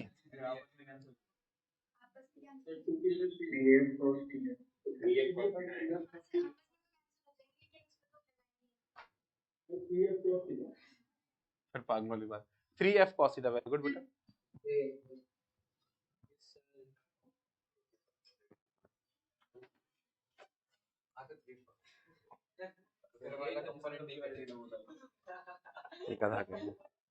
अब विजुलाइज करना, सोचना सोचना सोचना। इसका वाला वेक्टर गुड्डा ध्यान से समझना बस। इस प्लेन को सोचेंगे बच्चे, मेरे प्यारे बच्चे ध्यान से देखो। एफ बेटा एक का ये एंगल थीटा, बेटा चुप हो जाओ, एक्स इधर, बेटा थीटा सबके लिए सेम होगा क्योंकि ए सबके लिए सेम है, एक्स सबके लिए सेम है। ये सही है कि गलत है? तो theta is same for all.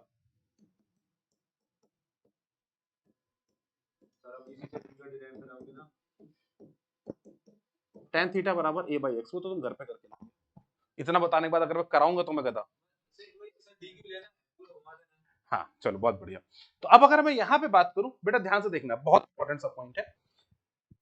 अब मुझे बताना कि इस प्लस क्यू का वेक्टर किधर आया, नीचे परपेंडिकुलर कंपोनेंट, ये नीचे आया, एफ का ये थीटा एंगल, एक इधर बाहर आ गया एफ कॉस थीटा। बेटा सब बच्चे ध्यान से नजर ऊपर करो जरा एक बार, बहुत अच्छे से देखना। अगर इस क्यू को मैंने 120 डिग्री टर्न कर दिया इधर, तो एफ साइन थीटा किधर घूमेगा? तो सोचो अगर मैं इसको ए बोलता तो ए का कंपोनेंट ये है, तो अगर मैं इसको बी बोलूं तो बी का कंपोनेंट किधर आएगा? ये इधर 100 को, तो ये पीछे से 120 डिग्री घुमा होगा। तो सोचो कुछ ऐसा कंपोनेंट आ रहा होगा एफ cos थीटा वाला बी के कारण, और ये वाला इधर और घूम गया। तो ये एक यहां पर अगर मैं एक रिंग बनाऊं, ऐसी रिंग, तो ए से बी का 120 और बी से इसका भी 120, सी वाला।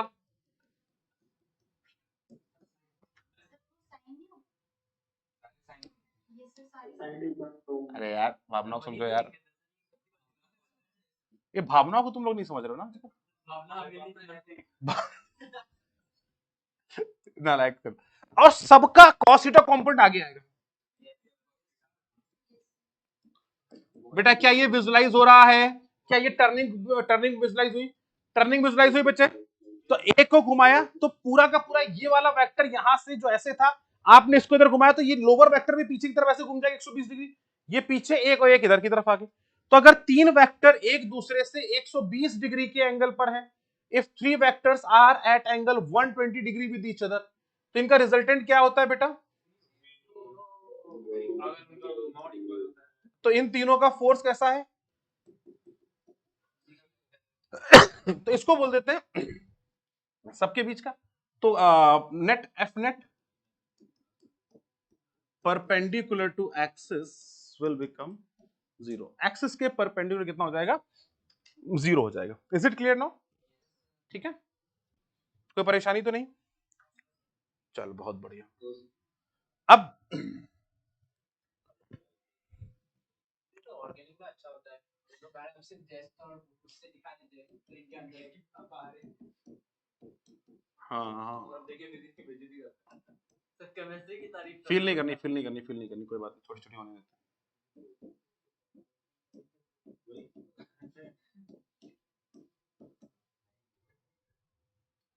क्लियर है?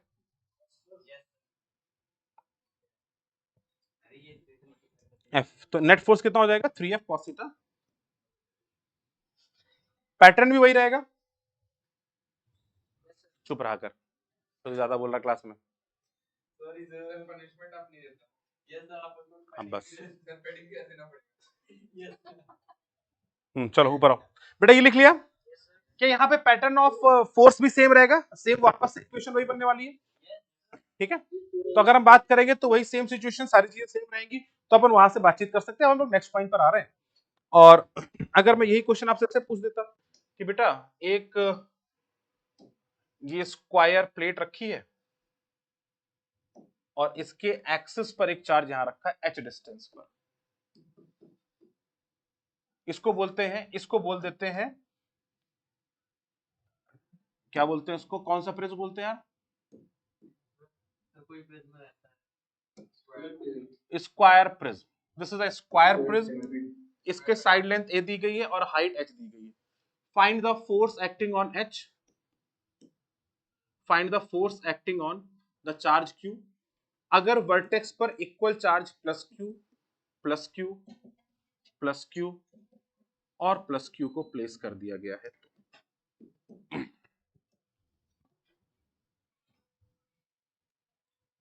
4kq2h plus e square by 2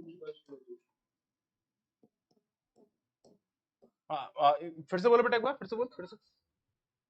4kq2h plus e square by 2 4kqh upon a square plus h square की होल पावर 3/2, ये बोला बेटा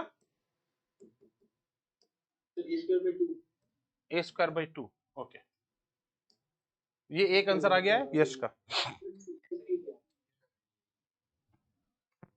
तो अगर हम देखें तो कहानी तो यार बेटा वही लगभग है, रिश्ता वही। तो अगर हम देखें तो रिश्ता तो वही चल रहा है, बस सोच नहीं होगी, क्योंकि बिकॉज ये सब भी तो किसी ना किसी एक के पार्टी होंगे ना, ये सब भी तो एक सर्कल के पार्ट बनेंगे, ऐसे नहीं बना पाएंगे। तो अगर देखें तो ये भी एक रिंग के ऊपर ही होंगे, सोचा जाए तो यार बना लेंगे रिंग अपने हिसाब से।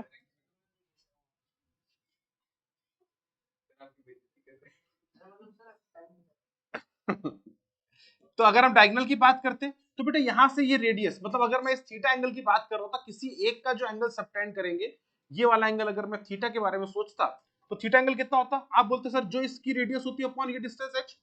तो अगर मैं यहां पर आपसे बोलता बेटा तो cos थीटा बराबर आप क्या लिखते हैं? आप बोलते sir r upon under root of r square plus h square, ये तो लिखते हैं। और इन दिस केस r की वैल्यू क्या होगी? तो आप बोलते सर डायगोनल का आधा, तो a रूट 2/2, तो that is defined as a by root 2। और बेटा ये क्लियरली दिखाई पड़ रहा है, सब 90 डिग्री पर होंगे तो एक दूसरे को अपोजिट डायरेक्शन में कैंसिल आउट कर देंगे। तो यहां पर जो फोर्स बनेगा वो ऊपर की तरफ तो आएंगे 4f cos थीटा कंपोनेंट। क्यों? h upon r square plus cos theta equals to r, sorry h upon, h upon, sorry my mistake, yes, cos theta is equals to h upon r square। हाँ, अब बेटा ध्यान से देखना, और यहाँ पर जो ये वर्टिकल कंपोनेंट्स हैं क्या, उसको हम विजुलाइज कर सकते हैं बच्चे? अगर हम ध्यान से देखेंगे तो यहाँ पर ये 4 वर्टिकल कंपोनेंट्स इस तरीके से आ रहे होंगे, एक इधर होगा, एक इसका इधर की तरफ आ जाएगा, एक का इधर आएगा और एक का पीछे की तरफ आएगा। तो ये 4 के चारों एक रिंग पर लाई करेंगे, और यहाँ पर इनका जो f sin थीटा कंपोनेंट होगा ये आपस में एक दूसरे को कैंसिल आउट कर रहा होगा। एक दो समझ में आ गया क्या? तो f sin थीटा नेट मिला के खत्म, पिक्चर क्लोज, और नेट फोर्स यहाँ का कैंसिल हो जाएगा, तो along the f cos theta ही एक फोर्स बन रहा होगा। Is it clear? कोई mass कौन बैलेंस करेगा? हाँ अभी मास दिया नहीं, एज्यूमिंग ग्रेविटी फ्री रीजन। अगर मास दिया तो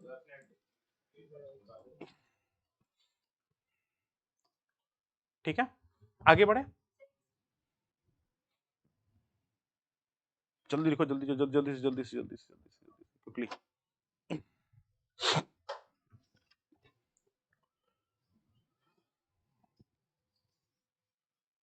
अब पॉइंट आता है बेटा कि ये तो हमने इक्विलिब्रियम पोजीशंस की बात करना शुरू किया कि कहां पर फोर्स कैसे लग रहा है, फोर्सेस को समझे। अब हम बात करने जा रहे हैं कि इन फोर्सेस करस्पॉन्डिंग किस किस तरीके से इक्विलिब्रियम पोजीशंस डिफाइन होंगी और उन इक्विलिब्रियम पोजीशंस को कैसे कैसे डिस्क्राइब कर सकते हैं। इक्विलिब्रियम पोजीशन कितने तरीके की होती है? स्टेबल और न्यूट्रल, राइट? अगर स्टेबल होगा तो कैसा मोशन करेगी वहां पे, आना चाहेगी। मोशन होने की प्रोबेबिलिटी क्या रहती है, ऑसिलेशन, या अगर फोर्स एक्स के प्रोपोर्शनल हो गया तो एसएचएम, राइट।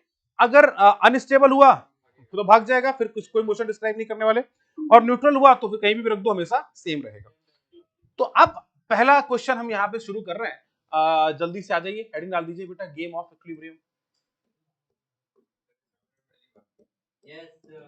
अब पहला हम लोग गेम शुरू कर रहे हैं इक्विलिब्रियम का, नेट फोर्स निकालना सीखा। अब पहली चीज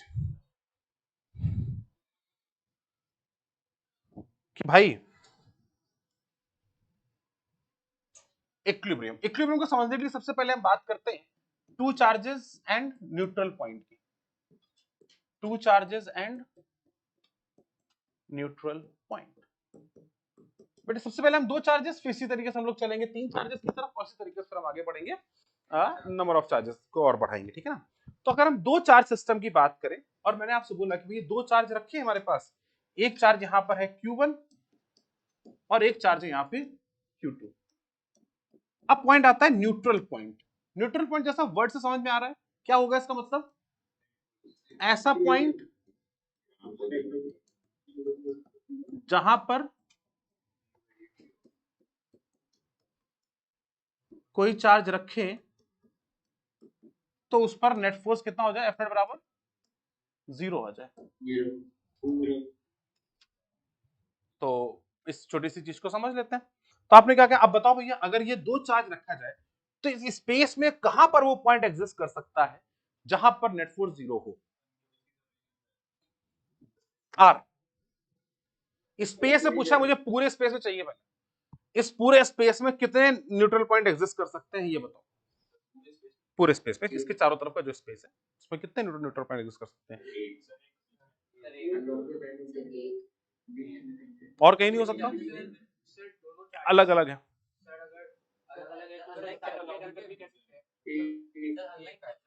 नहीं प्लस है, दोनों प्लस लगा है, दोनों पॉजिटिव, एक आएगा, और कोई नहीं हो सकता। और कहां पर होगा, इनके बीच में कहीं होगा, ऊपर नीचे क्यों नहीं हो सकता, तो कोई ना कोई कंपोनेंट आ जाएगा। पहली चीज समझना, अगर जो नल पॉइंट होगा या न्यूट्रल पॉइंट होगा तो null or neutral will always lie along line of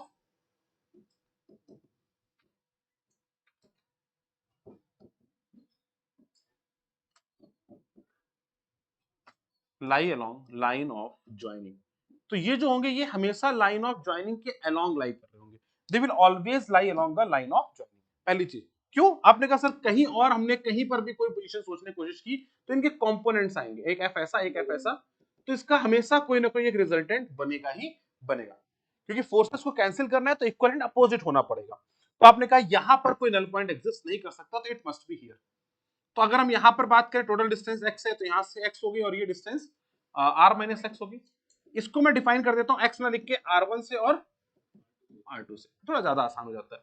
अगर q चार्ज है तो देखना बेटा, अगर आपने यहाँ पे पॉजिटिव चार्ज रखा बेटा तो फोर्स किधर लगेगा, F Q1 का इधर की तरफ आ जाएगा, that is K Q1 into Q upon R1 का स्क्वायर, और ये आ जाएगा K Q2 into Q upon R2 का स्क्वायर। यही तो आएगा कि नहीं आएगा,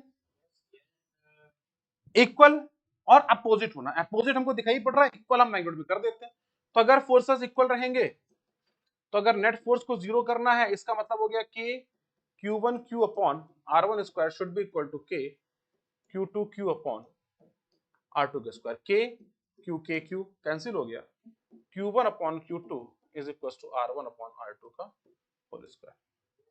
ऐसे लिख सकते हैं that R1 upon R2 it's simply under root of Q1 upon under root of Q2। इसको यहां पर जरूर लिख दीजिएगा, case 1 both are like charges. कोई भी चार्ज हो, अगर माइनस क्यू होता तो फोर्स अपोजिट हो जाते बेटा, मतलब अगर माइनस क्यू था बट इक्विलिब्रियम पोजीशन पर कोई प्रभाव नहीं पड़ता, एफ ऑफ Q1 इधर आ जाता और एफ ऑफ Q2 इधर हो जाता, राइट। तो अगर Q आप प्लस का रखे या माइनस का रखे, दोनों पे इक्विलिब्रियम पोजीशन पर कोई प्रभाव नहीं पड़ेगा, only thing that can change is the plus और माइनस का इफेक्ट। क्या कह रहे बेटा? हाँ ये दोनों फिक्स है, यस दोनों फिक्स है। अब इन दोनों को फिक्स करके चलते, मतलब x वही आएगा √q1 + y √q2। हाँ तो जल्दी से बताओ।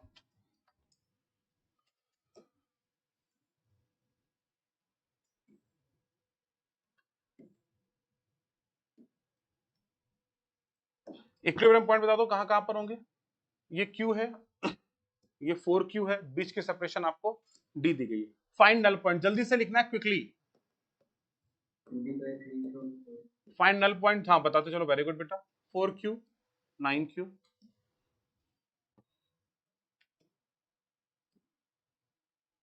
2Q/3 and 2Q/27 4Q 16Q। तीनों कैसे बता दीजिए, नल पॉइंट कहां पे एग्जिस्ट करेगा। सारे के सारे लाइक चार्जेस हैं।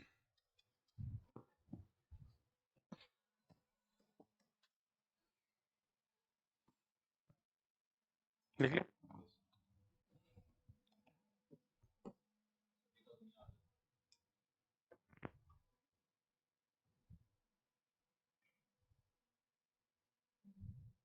ऐसे क्वेश्चन टेस्ट में क्या दिया?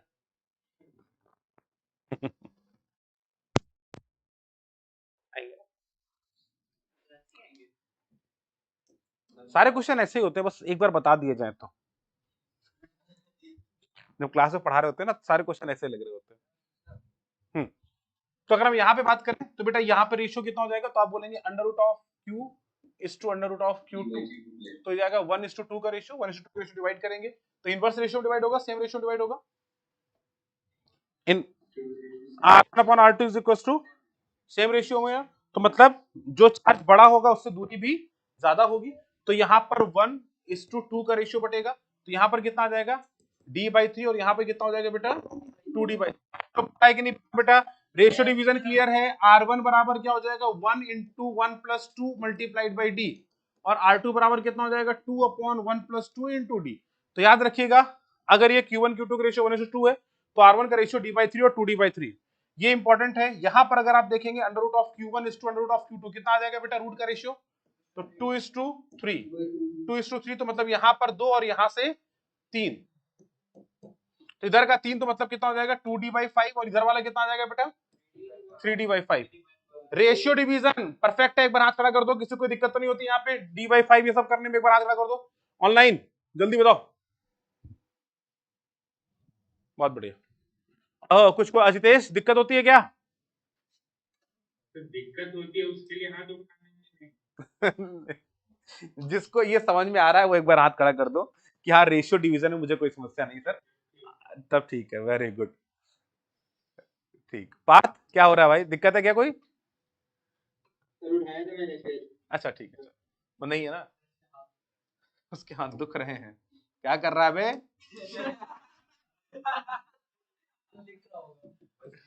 √Q1 is to Q2, इसका रेशियो क्या हो गया, तो आप बोलेंगे 1/3, इसका मतलब 2 डिवाइड कर देंगे, तो यहाँ पे 1/9 का रेशियो आ जाएगा का अंडर रूट, तो ये वाला चेंज हो जाएगा, मतलब 1/1/9 से अंडर रूट के अंदर।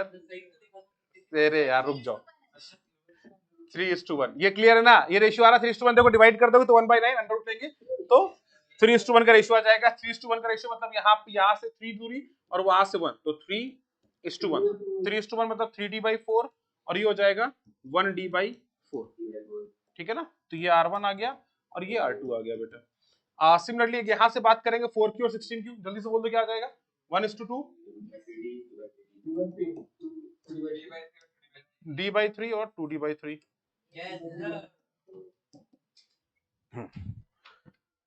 चलो भाई नेक्स्ट पे आ जाओ, अब बात करते हैं। अरे भाई साहब तो जल्दी आज टाइम खत्म हो गया यार, पता ही नहीं चला यार, ये जल्दी से करो भाई फटाफट, ये बहुत सारी बात करनी थी यार। ये यहाँ पे 2 रखा चार्ज, अभी तो अभी तुम्हें चार्जेस फ्री करने थे दोनों।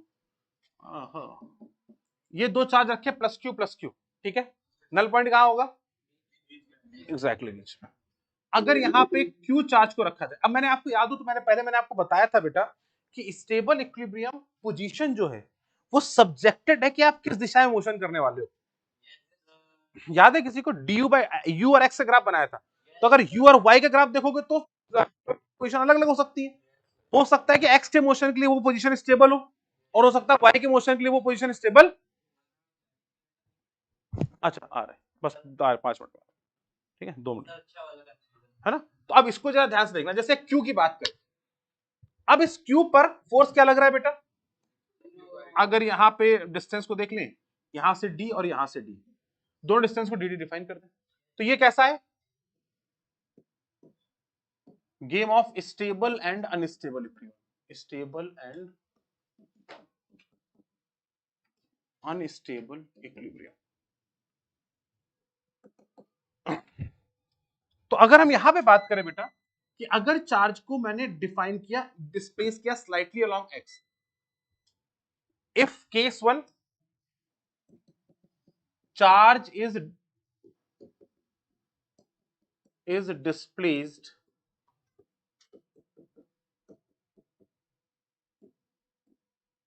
slightly along x, चार्ज को x के along slightly डिस्प्लेस कर दिया, तो क्या होगा, x को इधर,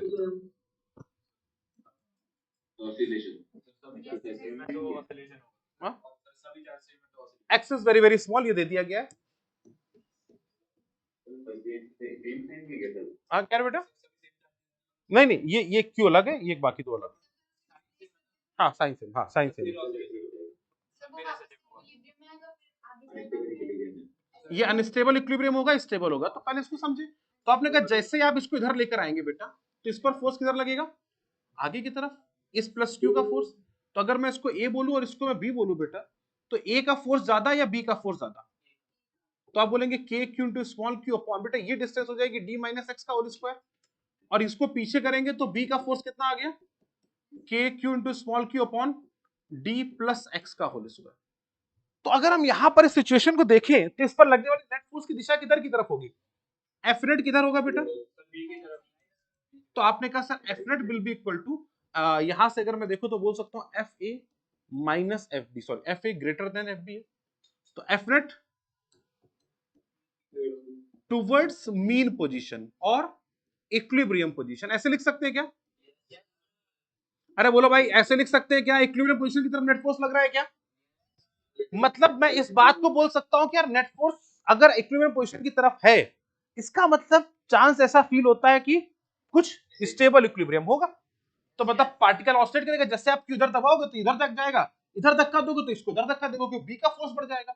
तो जब ये चार्ज इधर से इधर मूव करेगा तो इस पोजीशन पर अगर आप बात कर रहे हैं तो इधर की तरफ धक्का मिलेगा, इधर की तरफ बात करेंगे तो आगे की तरफ धक्का मिल जाएगा, और यहां पर चार्ज ऑसिलेट करेगा अबाउट द इक्विलिब्रियम पोजीशन।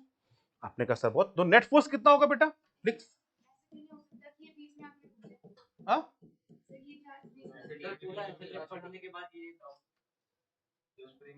बाहर टाइम कम है ना, अब कल बेइज्जती करेंगे तुम्हारी, अभी टाइम कम है मेरे पास, मुझे पढ़ाना है थोड़ा सा, कल करेंगे।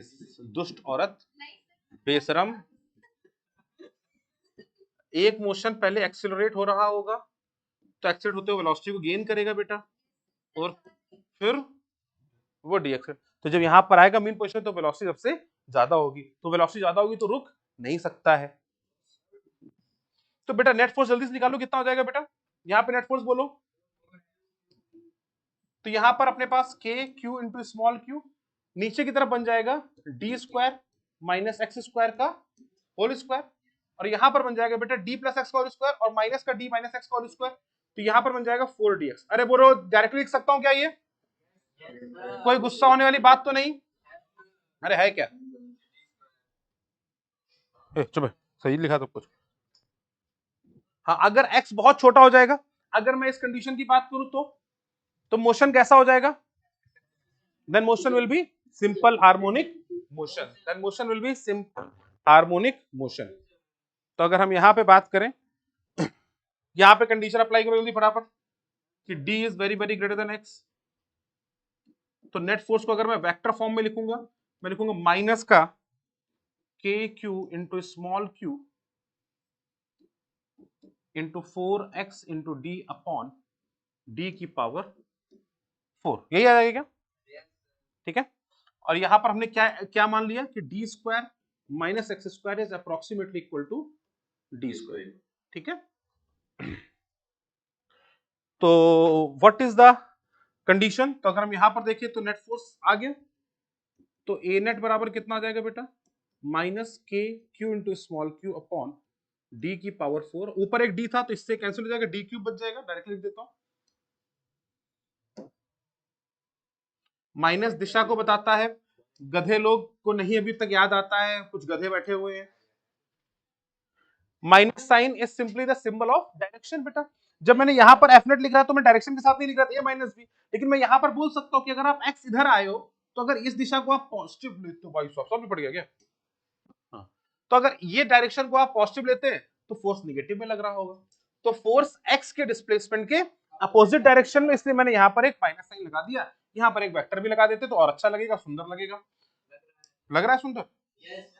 बस तो इसको अंदर की बात कैसे पता चलेगी? Into x upon m. तो बेटा ये वाला कॉम्पोनेंट इसको क्या बोल सकते हैं हम लोग? This is called as omega square, right? तो अगर चार्ज को ऐसे छोड़ा जाए तो कैसा हो जाएगा? एक सिंपल हार्मोनिक मोशन करेगा। वेरी गुड है, हाँ ठीक है, बहुत बढ़िया। 4 भी था कहीं पे यार, हाँ ऊपर था, ठीक है। अब बेटा अगर मैं इसको y में डिस्प्लेस करता तो तब मोशन विल बी, और सेम डिफाइन करना है फॉर द नेगेटिव चार्ज। तो होमवर्क में आप तीनों चीजें करिएगा। हाँ, अगर ये प्लस क्यू है और एक प्लस क्यू है और यहाँ पे माइनस क्यू है, तो define equal position if the displacement along x और डिस्प्लेसमेंट अलोंग वाई। तो ये आपको करना है। कुछ क्वेश्चंस और लेकर आया था, सोच रहे थे कराने का, छोटे छोटे, एक ये कर लेना क्वेश्चन, ये जनरल है, हाँ क्लास नोट्स में करने हैं, ये भी आसान है, बढ़िया सा क्वेश्चन है। सर इतने बड़े-बड़े क्वेश्चन लिखने पड़ेंगे सर, टीचर सर ये भी होमवर्क है, सर क्लास में सारे बता दीजिए। टू आइडेंटिकल नेगेटिव, ये सब क्लास हाँ बिल्कुल करा, ये क्लास में कराई दिया है तो कोई खास दिक्कत नहीं है, ऑलरेडी डन है, बस एक बार रिवाइज करनी है। नहीं बे, रिवाइज करना है।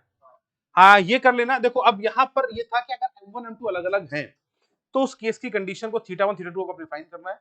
अगर जनरल कंडीशन हो जाती तो वो सच में बहुत कॉम्प्लिकेट होता है डिफाइन कर पाना कि अगर एक चार्ज Q और एक चार्ज M हो, मतलब मैं आपको बता देता हूँ कि आपके लिए बहुत डिफिकल्ट क्या होगा, ये Q और M हो जाए और ये 2Q और 2M हो जाए मान लीजिए, तो इनकी इक्विलिब्रियम पोजीशन कहां पर आएगी? ये थोड़ी सी टिल्टेड आएगी, मतलब ये एक सेम लेवल पे नहीं रहेंगे, टेढ़े हो जाएंगे, और θ1 θ2 दोनों का अलग अलग होगा। उस केस में बीच की सेपरेशन निकालना, क्योंकि ट्रिग्नोमेट्री का एक काफी ज्यादा यूज हो जाता है, तो मैथमेटिकली ये क्वेश्चन काफी चैलेंजिंग हो जाता है। तो मैं इस फिजिक्स कुछ नहीं है, इसमें मैथमेटिक्स बहुत ज्यादा है। फिजिक्स में फोर्स बैलेंस है, लैमीज थ्योरम है, बट डिस्टेंसेस को निकालना, इक्विलिब्रियम पोजीशन को डिस्क्राइब कर पाना थोड़ा सा चैलेंजिंग हो जाता है। तो इसका एक बेटर वर्जन डिफाइन किया है इस फॉर्मेट में, ठीक है ना, कि उसमें मैंने बना दिया कि भैया इक्विलिब्रियम पे मान लो कि सेम हॉरिजॉन्टल लेवल पे M1 M2 को चेंज कर दिया, तो उसके हिसाब से इसको फ्रेम कर दिया, क्योंकि इसकी मैथमेटिक्स बहुत हैवी है, इसलिए इसको थोड़ा सा अवॉइड किया, इसकी जगह इसको फ्रेम किया, ठीक है ना। आंसर की कल बता देंगे। ये क्वेश्चन एक अच्छा क्वेश्चन है। क्वेश्चन में यहां पर ये हैंगिंग पॉइंट है, ये चार्ज को बेटा ये देखना, मैकेनिक्स से बहुत अच्छा क्वेश्चन है ये। प्लस क्यू जैसे यहां पे जाएगा बेटा, तो यहां से ये एक फोर्स इधर आएगा और एक इसका टेंशन इधर आएगा, इसको स्टेबल इक्विलिब्रियम होने के लिए क्या करना है ये पूछा है। This is very very good question, try करेंगे, कल डिस्कशन है इसका, ठीक है। ये दे दिया, ये दे दिया, देख लेते कहां तक कर पाओगे तुम। वर्टिकल चार्ज की फिक्स्ड तो बढ़ता है square of free charge free space centre of the square investigate. हाँ ये तो आसान है, मतलब आप दो चार्ज करके चार चार्ज कर दिए तो सेंटर पे तो वही कहानी एक्स डिस्टेंस पे बता ही दिया, मतलब दिस इज वेरी इजी, मतलब इक्विलिब्रियम इसमें कुछ खास नहीं है। ये क्वेश्चन बहुत अच्छा है। हाँ, again this question is very important. हम इस क्वेश्चन की फिलॉसफी को थोड़ा देखना। ये ग्रुप है, गड्ढा है। अब यहां पर फोर्स को बैलेंस, जैसे यहां पर इस क्वेश्चन में सिर्फ और सिर्फ दो चार्जेस नहीं जिनका फोर्स, इसमें टेंशन का भी एक फोर्स आ रहा है। In the very similar way यहां पर बेटा ग्रुप का नॉर्मल रिएक्शन भी आएगा। मतलब यहां पर हिंट बोलूं क्या, इन सभी जगह पर एक बस ये देखना, नहीं इरोडो जैसा वाला नहीं, ये सिंपल है, ये सब में सही रहेगा। टेंजेंशियल डायरेक्शन इज, ठीक है ना, मतलब जो भी मूव कर सकते हैं तो they can move along the tangential direction. हाँ हॉरिजॉन्टल, ठीक है, ये सारे कर ही लोगे तुम लोग आई थिंक। हाँ, find the increase in the tension during after the point charges से। अच्छा ये मत करना, चलो ये वाला भी मत करना। ये सारे क्वेश्चन नोट्स में आएंगे। हाँ नोट्स में लिखने, हाँ नोट्स में लिखने, ये अच्छे क्वेश्चन इसमें कर लो, ये सारे कर लेना। बस इसमें थोड़ा सा ये फिर दिक्कत नहीं आएगी। देखो यहाँ पर एक वर्ड है, इस क्वेश्चन में एक छोटा सा वर्ड है इंक्रीज, ठीक है ना, मतलब हमें चेंज निकालना है। देखो अब जब ये चार्जेस होंगे तो ये चार्ज एक दूसरे को धक्का दे रहे हैं, तो एक बहुत अच्छी सी फिलॉसफी है, कल डिस्कस करूंगा। नहीं, एक बस एक क्वेश्चन दे रहा हूं। पाथफाइंडर अपने पास है क्या? पाथफाइंडर सबके पास? पाथफाइंडर लिए नहीं है? पीडीएफ तो है, पीडीएफ मिल जाएगी। पाथफाइंडर ऑब्जेक्टिव का होमवर्क लिखो जल्दी से। पाथफाइंडर में पहली एक्सरसाइज है build up your understanding, objective वाली। उसका क्वेश्चन नंबर 1 अभी कर लो, 1 और 2 तो इस फिर इंटरेक्शन कल पढ़ाऊंगा। 3 तीसरा कर लेना। ये तीसरा वाला रिंग रप्चरिंग पे है और पहला वाला फोर्स के ऊपर है, मतलब प्रोपोर्शनैलिटी है। ये दोनों क्वेश्चन में आपको डेफिनेशन नहीं पता है, दोनों में फोर्स कैलकुलेशन नहीं करना है, दोनों में ये सोचना है कि फोर्स प्रोपोर्शनल है q square upon r square के। तो अगर आर को डबल कर दिया तो फोर्स कितना टाइम्स हो जाएगा? 1/.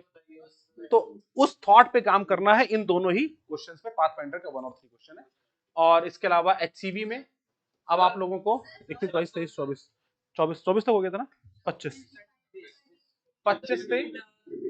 32 तक कर लेना, 25 से 32 तक, 25 से 32 तक। एक डीपीपी नंबर 1 आपको मिल जाएगी।